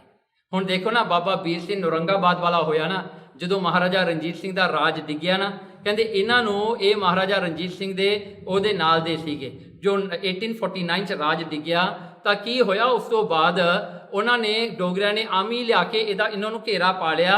ਹੀ had 2000 people Sikh with him. Baba Aurangabad ਬਾਰੇ ਹੀ ਵਾਸ ਸਕਲ, ਜਿਹੜਾ ਇਹਨਾਂ ਨੂੰ ਘੇਰਾ ਪੈ ਗਿਆ ਤੇ ਉਹਨਾਂ ਨੇ ਆ ਕੇ ਇਹਨਾਂ ਨੂੰ ਮਾਰਨ ਵਾਸਤੇ ਆਏ ਸਨ। ਸੋ ਦੇ ਵਰ ਲਾਈਕ 5000 6000। ਸੋ ਕੀ ਹੋਇਆ ਨਾ, ਕਹਿੰਦੇ ਉਸ ਵੇਲੇ ਬਾਬਾ ਔਰੰਗਾਬਾਦ ਵਾਲੇ ਕਹਿੰਦੇ ਨਾ, ਸਿੱਖਾਂ ਨੇ ਦੱਸਿਆ ਵੀ ਉਹ ਆਰਮੀ ਆਈ ਆਪਾਂ ਨੂੰ ਮਾਰਨ ਵਾਸਤੇ। ਕਹਿੰਦੇ ਇਹਨਾਂ ਨੂੰ ਲੰਗਰ ਛਕਾਓ, ਆਪਣੇ ਸਿੱਖ ਭਾਈ ਨੂੰ, ਬਿਕੋਜ਼ ਸਾਰੀ ਸਿੱਖ ਆਰਮੀ ਸੀ ਨਾ। ਕਹਿੰਦੇ ਸਾਰਿਆਂ ਨੂੰ ਲੰਗਰ ਛਕਾਓ। ਪਹਿਲਾਂ ਲੰਗਰ ਬਣਾ ਕੇ ਛਕਾਇਆ। ਯੂ ਨੋ ਵਾਟ ਦੇ ਡਿਡ ਆਫਟਰ ਦ ਲੰਗਰ, ਦੇ ਸਟਾਰਟ ਕਿਲਿੰਗ ਦ ਸਿੱਖਸ। ਉਹ ਸਿੱਖਾਂ ਨੇ ਬਾਬਾ ਵੀਰ ਸਿੰਘ ਨੂੰ ਪੁੱਛਿਆ, ਕਹਿੰਦੇ ਹੁਣ ਆਪਾਂ ਵੀ ਗੋਲੀਆਂ ਚਲਾਈਏ ਨਾ ਤੇ? ਬਾਬਾ ਵੀਰ ਸਿੰਘ ਕਹਿੰਦਾ ਨਹੀਂ, ਕਹਿੰਦਾ ਉਹ ਵੀ ਸਿੱਖ ਆ, ਆਪਾਂ ਵੀ ਸਿੱਖ ਆ, ਸਿੱਖ ਤੇ ਗੋਲੀ ਨਹੀਂ ਚਲਾਉਂਦਾ। ਕਹਿੰਦਾ ਕਹਿੰਦੇ ਬਾਬਾ ਵੀਰ ਸਿੰਘ ਨੇ ਸ਼ਹੀਦੀ ਪਾਈ along with 2000 people they just died like that because they didn't want to shoot another Sikh। ਦੇਖੋ ਇਹ ਗੱਲ ਹੈ ਨਾ, ਗੁਰਮੁਖ ਦੀ ਇਹ ਗੱਲ ਹੈ। ਮਨਮੁਖ ਕੀ ਹੈ? ਮਨਮੁਖ ਗੁਰਮੁਖ ਭਾਵੇਂ ਕਵੇ ਵੀ ਨਹੀਂ ਵੀ ਉਹ ਤਾਂ ਵੀ ਮਾਰਦਾ ਹੈ, ਪਰ ਗੁਰਮੁਖ ਫੇਰ ਵੀ ਉਹਨੂੰ ਰੱਖਦਾ, ਆਪਣਾ ਪੁਆਇੰਟ ਰੱਖਦਾ ਵੀ ਸਿੱਖ ਨੂੰ ਨਹੀਂ ਮਾਰਦਾ, ਉਹ ਵੀ ਗੁਰੂ ਦੇ ਸਿੱਖ ਨੇ। ਦੇਖੋ ਇਹ ਪਿਆਰ ਹੈ। ਦਿਸ ਇਜ਼ ਦ ਡਿਫਰੈਂਸ ਬਿਟਵੀਨ ਮਨਮੁਖ ਐਂਡ ਗੁਰਮੁਖ। ਦੈਨ ਜਿਹੜਾ ਹਨ ਗੁਰਮੁਖ, ਜਿਹੜਾ ਮਨਮੁਖ ਚੰਦਨ ਉਹ ਬੰਸ ਬਿੱਦ, ਕਹਿਣ ਲੱਗੇ ਗੁਰਮੁਖ ਨੇ ਚੰਦਨ ਸੈਂਡਲਵੁੱਡ, ਤੇ ਜਿਹੜੇ ਮਨਮੁਖ ਨੇ ਇਹ ਬਾਂਸ ਨੇ, ਬੈਂਬੂ ਨੇ। ਕਹਿੰਦੇ ਬਰਨ ਕੇ ਦੋਖੀ ਬਿਕਾਰੀ ਉਪਕਾਰੀ ਉਨਮਾਨੀ ਹੈ। ਕਹਿੰਦੇ ਬੰਸ ਕੀ ਕਰਦਾ ਹੈ? ਜੇ ਬੰਸ ਨਾ ਦੋ ਬੈਂਬੂ ਕੋਲੇ ਹੋਣ, ਹਵਾ ਚੱਲਦੀ ਹੋਵੇ, ਦੇ ਵਿਲ ਜਸਟ ਹੈਵ ਦੇ ਜਿਹੜਾ ਹੈ ਨਾ ਫ੍ਰਿਕਸ਼ਨ ਹੁੰਦਾ ਉਹਨਾਂ ਦੇ ਵਿੱਚ, ਫ੍ਰਿਕਸ਼ਨ ਹੁੰਦਾ ਉਹਨੂੰ ਅੱਗ ਲੱਗ ਜਾਂਦੀ ਹੈ, ਅੱਗ ਲਾ ਕੇ ਉਹ ਸਾਰੇ ਬੈਂਬੂ ਸੜ ਜਾਂਦੇ ਨੇ। ਤਾਂ ਹੀ ਇਹਨਾਂ ਨੂੰ ਕੁੱਲ ਘਾਤਕ ਕਿਹਾ ਹੈ। ਬੈਂਬੂ ਆਪਣੇ ਆਪ ਨੂੰ ਸਾੜ ਕੇ ਮਰ ਜਾਂਦਾ ਹੈ, ਪਰ ਦੇਖੋ ਜਿਹੜਾ ਚੰਦਨ ਹੁੰਦਾ ਹੈ ਨਾ, ਉਹ ਆਲੇ ਦੁਆਲੇ ਵਿਦਆਊਟ ਐਨੀ ਡਿਸਕ੍ਰਿਮੀਨੇਸ਼ਨ ਸਾਰਿਆਂ ਨੂੰ ਆਪਣੀ ਵਾਸ਼ਨਾ ਦਿੰਦਾ ਹੈ। ਕਹਿੰਦੇ ਗੁਰਮੁਖ ਜਿੱਥੇ ਵੀ ਹੋਏਗਾ ਉਹਨੇ ਪਿਆਰ ਨੂੰ ਜਿਹੜਾ ਹਨ ਪਿਆਰ ਦੀ ਸੁਗੰਧੀ ਦੇਣੀ ਹੈ। ਜਿਵੇਂ ਗੁਰੂ ਨਾਨਕ ਸਾਹਿਬ ਜੀ ਜਦੋਂ ਮੁਲਤਾਨ ਗਏ ਨਾ, ਮੁਲਤਾਨ ਵਿੱਚ ਉਹ ਫਕੀਰਾਂ ਨੇ ਆ ਕੇ ਦੁੱਧ ਦਾ ਕਟੋਰਾ ਲੈ ਕੇ ਆਏ। ਦੇ ਬ੍ਰੌਟ ਅ ਕਟੋਰਾ ਨਾ, ਜਾਂ ਬੋਲ ਆਫ ਮਿਲਕ ਉਹਨਾਂ ਨੇ ਭਰ ਕੇ ਲਿਆਂਦਾ, ਐਂਡ ਦ ਬੋਲ ਵਾਸ ਫੁੱਲੀ ਫੁੱਲ ਅੰਟਿਲ ਦ ਟੌਪ। ਜਦੋਂ ਉਹ ਦੁੱਧ ਗੁਰੂ ਨਾਨਕ ਮਹਾਰਾਜ ਨੂੰ ਆ ਕੇ ਦਿੱਤਾ ਨਾ, ਤਾਂ ਉਸ ਵੇਲੇ ਭਾਈ ਮਰਦਾਨਾ ਕਹਿਣ ਲੱਗਾ ਕੋਲੇ ਬੈਠਾ, ਮਹਾਰਾਜ ਇਹ ਬੰਦੇ ਬੜੇ ਚੰਗੇ ਨੇ। ਕਹਿੰਦੇ ਦੇਖੋ ਆਪਾਂ ਆਏ ਆਪਾਂ ਨੂੰ ਦੁੱਧ ਲਿਆ ਕੇ ਦਿੱਤਾ ਇਹਨਾਂ ਨੇ। ਮਹਾਰਾਜ ਹੱਸ ਕੇ ਗੁਰੂ ਨਾਨਕ ਦੇਵ ਜੀ ਕਹਿੰਦੇ ਦੁੱਧ ਨਹੀਂ ਲੈ ਕੇ ਆਏ। You know what the message is that here we have peer fakir, we have too many over here, we got no place for you. Just like the milk, you can't contain even an extra drop of milk in that, we don't need you here. Indirectly they are telling, please Guru Nanak, you go from here, we don't need you here. Guru Nanak ਨੇ ਕੀ ਕੀਤਾ? ਮਹਾਰਾਜ ਨੇ ਇੱਕ ਚੰਬੀਲੀ ਦਾ ਫੁੱਲ ਲੈ ਕੇ ਮਹਾਰਾਜ ਨੇ ਉੱਤੇ ਰੱਖ ਦਿੱਤਾ। ਉਹ ਚੰਬੀਲੀ ਦਾ ਫੁੱਲ was so light that it did not, ਉਹਦਾ ਦੁੱਧ ਤਾਂ ਡੁੱਲਿਆ ਨਹੀਂ ਤੇ ਦੁੱਧ ਵਿੱਚ ਵਾਸ਼ਨਾ ਕਰ ਦਿੱਤੀ ਚੰਬੀਲੀ ਨੇ। ਸੋ ਮਹਾਰਾਜ, what Maharaj told, I am not here to take your place, but ਤੁਹਾਡੇ ਵਿੱਚ ਮੈਂ ਭਗਤੀ ਦੀ ਸੁਗੰਧੀ ਪਾਉਣ ਆਇਆ ਹਾਂ। See, that's the message. So this is how Gurmukh thinks। ਇਹ ਗੁਰਮੁਖ ਦੀ ਸੋਚਣੀ ਐਸੀ ਹੁੰਦੀ ਹੈ ਨਾ, ਉਹ ਦੁਨੀਆ ਦਾ ਭਲਾ ਕਰਦੇ ਨੇ, ਆਪਣਾ ਗਵਾ ਕੇ ਵੀ ਦੁਨੀਆ ਦਾ ਭਲਾ ਕਰਦੇ ਨੇ। ਸੋ ਇਸ ਕਰਕੇ ਜਿਹੜਾ ਹੈ ਭਾਈ ਗੁਰਦਾਸ ਦੀ 41 ਵਾਰ ਹੈ ਜਿਹੜਾ ਦੂਜੇ ਭਾਈ ਗੁਰਦਾਸ ਨੇ ਲਿਖੀ ਹੈ ਡਿਊਰਿੰਗ ਗੁਰੂ ਗੋਬਿੰਦ ਸਿੰਘ ਮਹਾਰਾਜ ਦੇ ਸਮੇਂ ਵਿੱਚ। ਇਹ ਵਾਰ ਜਿਹੜੀ 41 ਉਹਨਾਂ ਨੇ ਲਿਖੀ ਹੈ, ਪੌੜੀ 4 ਹੈ। ਉਹ ਲਿਖਦੇ ਨੇ, ਗੁਰਬਾਣੀ ਤਿੰਨ ਭਾਈਆ ਜਿਨ ਮਸਤਕ ਭਾਗ। ਕਹਿੰਦੇ ਉਹਨਾਂ ਨੂੰ ਗੁਰਬਾਣੀ ਨਾਲ ਪਿਆਰ ਹੈ, ਉਹਨਾਂ ਨੂੰ ਗੁਰਬਾਣੀ ਚੰਗੀ ਲੱਗਦੀ ਹੈ, ਜਿਨ੍ਹਾਂ ਦੇ ਮਸਤਕ ਤੇ ਗੁਰੂ ਮਹਾਰਾਜ ਨੇ ਚੰਗੇ ਕਰਮਾਂ ਦੇ ਲੇਖ ਲਿਖੇ ਨੇ, ਚੰਗੇ ਭਾਗ ਨੇ। ਮਨਮੁਖ ਛੁੱਟੜ ਕਾਮਣੀ ਗੁਰਮੁਖ ਸੁਹਾਗ। ਮਨਮੁਖ ਉਹ ਨੇ ਜਿਵੇਂ ਇੱਕ ਇਸਤਰੀ ਨੂੰ ਉਹਦੇ ਪਤੀ ਨੇ ਛੱਡਤਾ ਹੁੰਦਾ ਹੈ, ਉਹਦੀ ਬਾਤ ਨਹੀਂ ਪੁੱਛਦਾ। ਕਹਿੰਦੇ ਪਰ ਗੁਰਮੁਖ ਉਹ ਸੁਹਾਗਣਾ ਦੀ ਤਰ੍ਹਾਂ ਹੈ ਜੋ ਆਪਣੇ ਪਤੀ ਦੇ ਨਾਲ ਪ੍ਰੇਮ ਕਰਕੇ ਉਹਦੇ ਨਾਲ ਰਹਿੰਦੀਆਂ ਨੇ। ਪਤੀ ਕੌਣ ਆ? ਪਰਮਾਤਮਾ। ਸੋ ਗੁਰਮੁਖ ਉਜਲ ਹੰਸ ਹੈ। ਦੇਖੋ ਗੁਰਮੁਖ ਜਿਹੜੇ ਨੇ ਉਹ ਸਵੰਸ ਨੇ, ਉਹ ਹੰਸ ਨੇ, ਕਿਉਂਕਿ ਉਹ ਮੋਤੀ ਖਾਂਦੇ ਨੇ ਜਾ ਕੇ। ਮਨਮੁਖ ਹੈ ਕਾਗ। ਮਨਮੁਖ ਜਿਹੜੇ ਨੇ ਉਹ ਕਰੋ ਨੇ, ਉਹ ਕਾਂ ਨੇ ਜਿਹੜਾ ਗੰਦ ਖਾਂਦੇ ਨੇ ਨਾ। ਦੇਖੋ ਇੱਕ ਕਾਂ ਨੂੰ ਤੁਸੀਂ ਸੋਹਣਾ ਖਾਣਾ ਦਿਓ ਨਾ, ਉਹਨੇ ਨਹੀਂ ਖਾਣਾ, ਉਹਨੇ ਜਾ ਕੇ ਟੱਟੀ ਉਹ ਖਾਣੀ ਹੁੰਦੀ ਹੈ, ਉਹਨੇ ਗੰਦਗੀ ਖਾਣੀ ਹੁੰਦੀ ਹੈ ਜਾ ਕੇ। ਸੋ ਇਸ ਕਰਕੇ ਜਿਹੜਾ ਮਨਮੁਖ ਉਹਦੇ ਕਵਲ ਹੈ। ਦੇਖੋ ਮਨਮੁਖ ਲੋਟਸ ਫਲਾਵਰ ਨੂੰ ਪੁੱਠਾ ਕਰ ਦੋ, ਕਹਿੰਦੇ ਉਹ ਮਨਮੁਖ ਹੈ। ਤੇ ਗੁਰਮੁਖ ਨੇ ਗੁਰਮੁਖ ਸੋ ਜਾਗ। ਗੁਰਮੁਖ ਉਹ ਨੇ ਜੋ ਸਿੱਧੇ ਕਵਲ ਨੇ। ਸਿੱਧਾ ਜਿਹੜਾ ਹੈ ਪਰਮਾਤਮਾ ਸੂਰਜ ਨੂੰ ਦੇਖ ਕੇ ਖਿੜਦੇ ਨੇ ਉਹ। ਤੇ ਫਿਰ ਮਨਮੁਖ ਜੋਨ ਭਵਾਈਣ। ਮਨਮੁਖ 8.4 ਮਿਲੀਅਨ ਜੁਨਾ ਵਿੱਚ ਘੁੰਮਦੇ ਫਿਰਦੇ ਨੇ। ਗੁਰਮੁਖ ਹਰ ਮੇਲਾ ਗੁਰਮੁਖਾਂ ਦਾ ਪਰਮਾਤਮਾ ਨਾਲ ਮੇਲ ਹੋ ਜਾਂਦਾ ਹੈ। ਫਿਰ ਵਾਹ ਵਾਹ ਗੋਬਿੰਦ ਸਿੰਘ ਆਪੇ ਗੁਰਚੇਲਾ। ਇਸ ਕਰਕੇ ਕਹਿੰਦੇ ਵਾਹ ਬਾਣੀ ਕਰਕੇ, ਸਰੀਰ ਕਰਕੇ, ਹੇ ਗੁਰੂ ਗੋਬਿੰਦ ਸਿੰਘ ਤੁਹਾਨੂੰ ਵਾਹ ਵਾਹ ਹੈ। ਕਿਉਂ? ਕਹਿੰਦੇ ਆਪੇ ਗੁਰਚੇਲਾ, ਤੁਸੀਂ ਆਪੇ ਗੁਰੂ ਹੋ ਤੇ ਆਪੇ ਚੇਲੇ ਹੋ। ਤੁਸੀਂ ਦੋਵੇਂ ਜਿਹੜੇ ਹਨ ਇਹ ਕਰਤੱਵ ਤੁਸੀਂ ਪੂਰੇ ਕੀਤੇ ਨੇ। ਹਾਂਜੀ, ਸੋ ਇਸ ਕਰਕੇ ਹੁਣ ਗੁਰਮੁਖ ਤੇ ਮਨਮੁਖ ਦੀਆਂ ਆਪਾਂ ਲੱਛਣ ਜਿਹੜਾ ਹਨ ਕੰਪੈਰੇਟਿਵਲੀ ਦੇਖੀਏ। ਗੁਰਮੁਖ ਉਹ ਨੇ ਜੋ ਦੂਜੇ ਨੂੰ ਗੁਰੂ ਦੇ ਕੋਲ ਲੈ ਕੇ ਆਉਂਦੇ ਨੇ, ਜੋ ਟੁੱਟੇ ਨੂੰ ਜੋੜਦੇ ਹਨ। ਟੁੱਟੀ ਗੰਢ ਹਰ ਗੋਪਾਲ। ਕਹਿੰਦੇ ਉਹ ਦੂਜਿਆਂ ਨੂੰ ਜੋੜਦੇ ਨੇ ਪਰਮਾਤਮਾ ਦੇ ਨਾਲ, ਟੁੱਟਿਆਂ ਹੋਇਆਂ ਨੂੰ। ਮਨਮੁਖ ਜਿਹੜੇ ਨੇ ਉਹ ਸਿਰਫ ਆਪਣੇ ਨਾਲ ਜੋੜਦੇ ਨੇ। ਦੇਖੋ ਨਾ, ਦੁਨੀਆ ਵਿੱਚ ਲੋਕ ਗੁਰੂ ਦਾ ਗਿਆਨ ਲੈ ਕੇ, ਗੁਰਬਾਣੀ ਨੂੰ ਲੈ ਕੇ ਜੋੜਦੇ ਕਿਹਦੇ ਨਾਲ? ਆਪਣੇ ਨਾਲ ਜੋੜਦੇ ਨੇ। ਐਸੇ ਝੂਠੇ ਸਾਧ ਸੰਤ ਦੁਨੀਆ ਵਿੱਚ ਬਹੁਤ ਬਣੇ ਬੈਠੇ ਨੇ। ਸੈਲਫ ਪ੍ਰੋਕਲੇਮ ਜਿਹੜੇ ਨੇ ਉਹ ਕੀ ਕਰਦੇ ਨੇ? ਉਹ ਕਹਿੰਦੇ ਮੇਰੇ ਕੋਲ ਆਓ ਜੀ, if you want to see God, you want to see guru, you have to come to me. ਮੇਰੇ ਕੋਲ ਆਓ, ਮੈਂ ਤੁਹਾਨੂੰ ਲੈ ਕੇ ਜਾਵਾਂਗਾ। ਉਹ ਆਪਣੇ ਆਪ ਨਾਲ ਜੋੜਦੇ ਨੇ। ਜੋ ਵੀ ਕਾਰਜ ਹੁੰਦਾ ਉਹ ਕਿਤੇ ਨਹੀਂ ਕਹਿੰਦੇ ਤੁਸੀਂ ਗੁਰੂ ਕੋਲ ਜਾ ਕੇ ਮੰਗੋ, ਉਹ ਕਹਿੰਦੇ ਤੂੰ ਮੇਰੇ ਪੈਰਾਂ ਤੇ ਮੱਥਾ ਟੇਕ। ਉਹ ਕਿਤੇ ਨਹੀਂ ਕਹਿੰਦੇ ਜਾ ਕੇ ਗੁਰੂ ਗ੍ਰੰਥ ਸਾਹਿਬ ਜੀ ਨੂੰ ਮੱਥਾ ਟੇਕ ਜਾਂ ਗੁਰੂ ਕੋਲ ਜਾ, ਨਹੀਂ, ਉਹ ਆਪਣੇ ਨਾਲ ਜੋੜਦੇ ਨੇ। They say you need me. They create their need to the people, that you need me for you to meet God. So ਉਹ ਬੰਦੇ ਜਿਹੜੇ ਨੇ ਉਹ ਮਨਮੁਖ ਨੇ। ਦੂਜੀ ਗੱਲ ਹੈ ਗੁਰਮੁਖ ਜਿਹੜੇ ਨੇ ਉਹ ਕਿਤੇ ਵੀ ਆਪਣੇ ਪ੍ਰਿੰਸੀਪਲ ਨੂੰ ਕੰਪਰੋਮਾਈਜ਼ ਨਹੀਂ ਕਰਦੇ, ਭਾਵੇਂ ਉਹਨਾਂ ਨੂੰ ਮੌਤ ਹੀ ਆਵੇ। ਜਿਵੇਂ ਭਾਈ ਮਨੀ ਸਿੰਘ ਜੀ ਹੋਏ, ਉਹਨਾਂ ਨੂੰ ਜਿਹੜਾ ਹਨ ਉਹਨਾਂ ਨੇ ਜਿਹੜਾ ਹਨ ਲਾਇਆ, ਕਹਿੰਦੇ ਵੀ ਇਹਨਾਂ ਨੂੰ ਜਿਹੜਾ ਹਨ ਇੰਨਾ ਸਾਮਣ ਦਿੱਤਾ ਜਾਂਦਾ ਹੈ, ਤੇ ਸੰਗਤਾਂ ਇਕੱਠੀਆਂ ਵੀ ਹੋ ਗਈਆਂ, ਕਹਿੰਦੇ ਸਾਮਣ ਅਸੀਂ ਦੇ ਦਿਆਂਗੇ। ਭਾਈ ਮਨੀ ਸਿੰਘ ਨੇ ਕਿਹਾ ਸੰਗਤਾਂ ਦਾ ਪੈਸਾ ਹੈ, ਐਸਾ ਨਹੀਂ ਦੇਣਾ। ਉਹਨਾਂ ਨੂੰ ਬੰਦ ਉਹਨਾਂ ਦਾ ਕੱਟਿਆ ਗਿਆ। ਬੰਦ ਕੱਟਣ ਲੱਗਿਆ ਵੀ ਉਹ ਜਲਾਦ ਕਹਿੰਦਾ ਵੀ ਮੈਂ ਇੱਕ ਜੁਆਇੰਟ ਨੂੰ ਨਹੀਂ ਕੱਟਣਾ, ਬਿਕੋਜ਼ ਦੁੱਖ ਲੱਗੇਗਾ। ਕਿ ਕਹਿੰਦੇ ਮੈਂ ਸਿੱਧਾ ਹੱਥ ਕੱਟ ਦਿੰਦਾ ਹੈ। ਭਾਈ ਮਨੀ ਸਿੰਘ ਕਹਿੰਦੇ ਨਹੀਂ, ਮੈਂ ਕਹਿੰਦਾ ਮੇਰੇ ਮਾਲਕ ਦਾ ਮੈਂ ਹੁਕਮ ਵਿੱਚ ਹਾਂ, ਤੂੰ ਆਪਣੇ ਮਾਲਕ ਦੇ ਹੁਕਮ 'ਚ ਰਹਿ। ਜੇ ਬੰਦ ਆ ਕੱਟ ਐਵਰੀ ਜੁਆਇੰਟ। ਉਹਨਾਂ ਨੇ ਆਪਣਾ ਆਪ ਇੱਕ ਜੁਆਇੰਟ ਆਪ ਕਟਾਇਆ ਭਾਈ ਮਨੀ ਸਿੰਘ ਨੇ, ਤੇ ਉਹ ਆਪਣੀ ਜਿਹੜਾ ਹਨ ਦੇਖੋ ਕਿੰਨੀ ਚੜ੍ਹਦੀ ਕਲਾ ਵਿੱਚ ਰਹੇ। ਉਹਨਾਂ ਨੇ ਕਿਤੇ ਵੀ ਜਿਹੜਾ ਧੋਖਾ ਨਹੀਂ ਕੀਤਾ, ਨਾ ਆਪਣੇ ਪ੍ਰਿੰਸੀਪਲ ਨੂੰ ਕੰਪਰੋਮਾਈਜ਼ ਕੀਤਾ, ਜਿੰਨਾ ਮਰਜ਼ੀ ਉਹਦੇ ਸਰੀਰ ਨੂੰ ਦੁੱਖ ਹੋਵੇ। ਫਿਰ ਕਹਿੰਦੇ ਪਰ ਮਨਮੁਖ ਜਿਹੜੇ ਬੰਦੇ ਨੇ ਉਹ ਸਭ ਕੁਝ ਕੰਪਰੋਮਾਈਜ਼ ਕਰ ਲੈਂਦੇ ਨੇ, ਉਹਨਾਂ ਨੂੰ ਕੋਈ ਪਰਵਾਹ ਨਹੀਂ ਹੁੰਦੀ, ਉਹ ਚੇਂਜ ਕਰ ਲੈਂਦੇ ਨੇ ਅਕੋਰਡਿੰਗ ਟੂ ਦ ਟਾਈਮ। ਫਿਰ ਜਿਹੜਾ ਹਨ ਗੁਰਮੁਖ ਜਿਹੜੇ ਹਨ ਉਹਨਾਂ ਦਾ ਜਿਹੜਾ ਹਨ ਫੇਥ ਸਿਰਫ ਗੁਰੂ ਤੇ ਰਹਿੰਦਾ ਹੈ। ਮਨਮੁਖਾਂ ਦਾ ਜਿਹੜਾ ਫੇਥ ਹੈ ਉਹ ਗੁਰੂ ਤੇ ਨਹੀਂ, ਕੇਵਲ ਉਹ ਹੋਰਾਂ ਤੇ ਵੀ ਰੱਖਦੇ ਨੇ, ਉਹਨਾਂ ਨੂੰ ਮਾਇਆ ਤੇ ਵੀ ਹੈ। ਦੇਖੋ ਨਾ, ਸਿੰਪਲ ਜੀ ਗੱਲ ਹੈ, ਜਿਹੜਾ ਬੰਦਾ ਰੱਬ ਨਾਲ ਮਿਲਿਆ ਹੋਵੇ ਉਹਨੂੰ ਮਾਇਆ ਕੀ ਕਰਨੀ ਹੈ? ਉਹ ਬੰਦੇ ਫਿਰ ਵੀ ਮਾਇਆ ਦੇ ਪਿੱਛੇ ਤੁਰੇ ਫਿਰਦੇ ਨੇ, ਫਿਰ ਵੀ ਆਪਣੀ ਸ਼ਬਦ ਭੇਟਾ ਨਹੀਂ ਛੱਡਦੇ, ਹੋਰ ਕੀ ਛੱਡਣਾ ਇਹਨਾਂ ਨੇ? ਹਾਂਜੀ, ਸੋ ਸਭ ਕੁਝ ਹੁੰਝ ਕੇ ਲੈ ਜਾਂਦੇ ਨੇ, ਉੱਤੋਂ ਫਿਰ ਫੀਸ ਵੀ ਲਾ ਦਿੰਦੇ, ਗੁਰਦੁਆਰੇ ਨੂੰ ਮੈਨੂੰ ਇੰਨਾ ਪੈਸਾ ਹੋਰ ਦਿਓ, ਮੇਰਾ ਖਰਚਾ ਹੋਇਆ, ਮੇਰਾ ਇਹ ਹੋਇਆ। ਹਾਂਜੀ, ਸੋ ਇਹ ਸਾਰੇ ਮਨਮੁਖ ਨੇ। ਫਿਰ ਗੁਰਮੁਖ ਜਿਹੜੇ ਨੇ ਉਹ ਹਮੇਸ਼ਾ ਸੱਚੇ ਰਹਿੰਦੇ ਨੇ, ਤੇ ਮਨਮੁਖ ਜਿਹੜੇ ਨੇ ਉਹ ਜਿਹੜੇ ਹਨ ਪਖੰਡ ਕਰਦੇ ਨੇ ਲੋਕਾਂ ਨੂੰ ਜੋੜਨ ਵਾਸਤੇ। ਝੂਠੀਆਂ ਹੀ ਗੱਲਾਂ ਕਰੀ ਜਾਣੀਆਂ ਉਹਨਾਂ ਨੇ।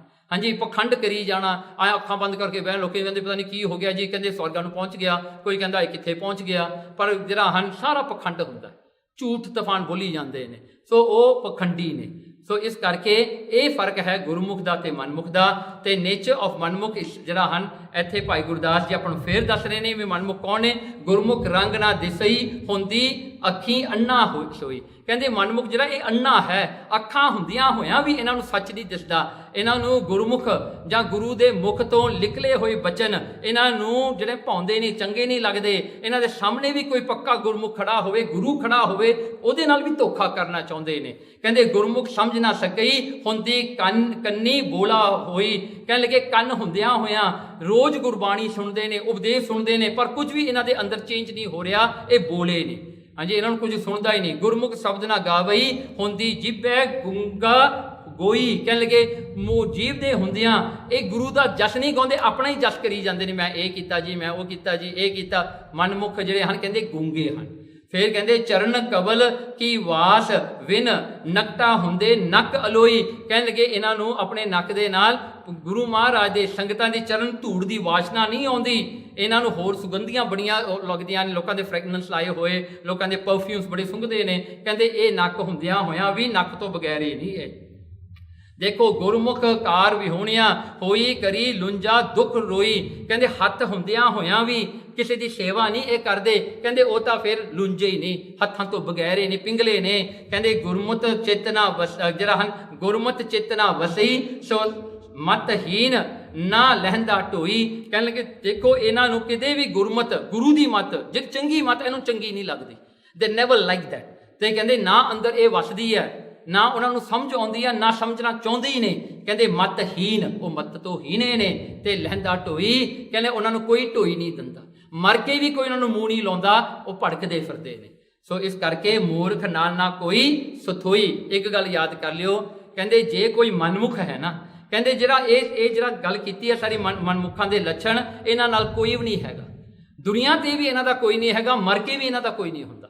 ਇਹ ਸਿਰਫ ਆਪਣਾ ਮਨ ਨੂੰ ਅੱਗੇ ਰੱਖਿਆ ਇਹਨਾਂ ਨੇ, ਮਨ ਮਨ ਮਨ ਮਨ। ਫਿਰ ਲੈ ਜਾਓ ਆਪਣੇ ਮਨ ਨੂੰ। what your mind can do. Now you tell me your mind is better or Guru is better. Now you have to choose if you have to make this choice in your life. So if you make your choice to be with the Guru, then you are Gurmukh. You have to be a Gurmukh. But if you want to be Manmukh, then the mind is the only thing you have. Then you have to go to all the pains. You are subjected to everything that is after life, and there whatever is there you have to go through hell, heaven, सब कुछ ਵਿੱਚ ਆ ਜਾਂਦਾ ਹੈ। ਗੁਰਮੁਖ ਵਾਸਤੇ ਨਾ hell ਹੈ ਨਾ heaven ਹੈ, ਇਹ ਸਭ ਕੁਝ ਮੁੱਕ ਜਾਂਦਾ ਉਹਦੇ ਵਾਸਤੇ। ਸੋ ਇਉਂ ਕਰਕੇ ਇਨ ਕਨਕਲੂਜਨ ਗੁਰਮੁਖ ਦਾ ਜਿਹੜਾ ਹੈ, ਗੁਰਮੁਖ ਕੌਣ ਹੈ? ਜੋ ਗੁਰੂ ਓਰੀਐਂਟੇਟਡ, ਜੋ ਗੁਰੂ ਮਹਾਰਾਜ ਦੀਆਂ ਬਚਨ ਨੂੰ ਸੁਣਨ ਵਾਲਾ ਹੈ। ਗੁਰੂ ਮਹਾਰਾਜ ਜੀ ਜਿਹੜੇ ਹਨ ਕਹਿੰਦੇ ਗੁਰਮੁਖ ਜਿਹੜੇ ਨੇ ਉਹਨਾਂ ਦਾ ਮਨ ਬਚ ਕਰਮ ਕਰਕੇ ਉਹ ਗੁਰੂ ਦੀ ਗੱਲ ਸੁਣਦੇ ਨੇ, they have surrendered themselves to the guru. ਤੇ ਗੁਰਮੁਖ ਜਿਹੜੇ ਨੇ ਹਮੇਸ਼ਾ ਹੰਬਲ ਰਹਿੰਦੇ ਨੇ, ਦੇ ਨੈਵਰ ਸ਼ੋ ਆਫ। ਇਹ ਸਾਰੀ ਲਾਈਫ ਉਹਨਾਂ ਨੇ ਆਪਣੇ ਗੁਰੂ ਨੂੰ ਸਮਰਪਿਤ ਕੀਤੀ ਹੁੰਦੀ ਹੈ, ਦੇ ਸਰੈਂਡਰ ਦੇਅਰ ਲਾਈਫ। ਫਿਰ ਕਹਿੰਦੇ ਇਸ ਤਰ੍ਹਾਂ ਕਰਕੇ ਜਿਹੜਾ ਹਨ ਜੋ ਵੀ ਕੁਝ ਇੱਕ ਗੁਰਮੁਖ ਕਰਦਾ ਹੈ ਉਹ ਦੂਜੇ ਦੇ ਭਲੇ ਵਾਸਤੇ ਕਰਦਾ ਹੈ। ਉਹ ਆਪਣੇ ਭਲੇ ਵਾਸਤੇ ਨਹੀਂ ਕਰਦਾ, ਆਪਣੇ ਸਵਾਰਥ ਵਾਸਤੇ, ਆਪਣੇ ਇੰਟੈਂਸ਼ਨ ਵਾਸਤੇ ਨਹੀਂ ਕਰਦਾ, ਉਹ ਸਿਰਫ ਗੁਰੂ ਵਾਸਤੇ ਕਰਦਾ ਹੈ। ਕਹਿੰਦੇ ਇਉਂ ਕਰਕੇ ਜਿਹੜਾ ਹੈ ਉਹਨਾਂ ਨੇ ਆਪਣੇ ਹੋਪਸ ਵਿਸ਼ੇਸ ਛੱਡ ਕੇ ਗੁਰੂ ਦੇ ਭਾਣਾ ਉਹਨਾਂ ਨੂੰ ਚੰਗਾ ਲੱਗਦਾ ਨਾ। ਜਸਟ ਇਮੇਜਿਨ ਗੁਰੂ ਦਾ ਭਾਣਾ ਇੱਕ ਪਾਸੇ, ਆਪਣੇ ਹੋਪ ਐਂਡ ਵਿਸ਼ੇਸ ਇੱਕ ਪਾਸੇ ਹੈ, ਪਰ ਗੁਰਮੁਖ ਨੂੰ ਗੁਰੂ ਮਹਾਰਾਜ ਦਾ ਭਾਣਾ ਜ਼ਿਆਦਾ ਚੰਗਾ ਲੱਗਦਾ। Although it's not in his favour but he still likes guru ਦਾ ਭਾਣਾ, ਹੈ ਨਾ। ਉਹਨੂੰ ਗੁਰੂ ਦਾ ਭਾਣਾ ਜ਼ਿਆਦਾ ਚੰਗਾ ਲੱਗਦਾ ਹੈ ਬਿਕਾਜ਼ ਉਹ ਗੁਰੂ ਦਾ ਭਾਣਾ ਹੈ। So guru is bigger for him, guru is the greatest for him, guru is everything for him. So ਇਉਂ ਕਰਕੇ ਜਿਹੜਾ ਹੈ ਗੁਰਮੁਖ ਜਿਹੜਾ ਹੈ ਸੁੱਖ ਦਿੰਦਾ ਹੈ ਦੁਨੀਆ ਨੂੰ, ਉਹ ਕਿਤੇ ਕਿਸੇ ਨੂੰ ਦੁੱਖ ਨਹੀਂ ਦਿੰਦਾ। ਤੇ ਮਨਮੁਖ ਜਿਹੜੇ ਹਨ ਹਮੇਸ਼ਾ ਗੁਰੂ ਜਿਹੜਾ ਹਨ ਦੁਨੀਆ ਦਾ ਬੁਰਾਈ ਕਰਦੇ ਨੇ, ਦੁਨੀਆ ਨੂੰ ਤੋੜਦੇ ਨੇ, ਭੰਨਦੇ ਨੇ, ਦੁਨੀਆ ਨੂੰ ਪਰਮਾਤਮਾ ਨਾਲੋਂ ਤੋੜ ਕੇ ਆਪਣੇ ਨਾਲ ਜੋੜਦੇ ਨੇ ਤੇ ਬਹੁਤ ਕੁਝ ਗੁਰੂ ਮਨਮੁਖ ਕਰਦੇ ਨੇ, ਜਿਹਦੇ ਕਰਕੇ ਦੁੱਖ ਜਿਹੜਾ ਹੈ ਇੱਕ ਜਨਰੇਸ਼ਨ ਨਹੀਂ ਕਈ ਜਨਰੇਸ਼ਨ ਭੁਗਤਣਾ ਪੈਂਦਾ ਹੈ ਦੁਨੀਆ ਵਿੱਚ। ਤੇ ਮਨਮੁਖ ਹੈ ਜੋ ਸਿਰਫ ਆਪਣੇ ਵਾਸਤੇ ਜਿਉਂਦਾ ਹੈ, ਗੁਰਮੁਖ ਦੁਨੀਆ ਵਾਸਤੇ ਜਿਉਂਦਾ ਹੈ।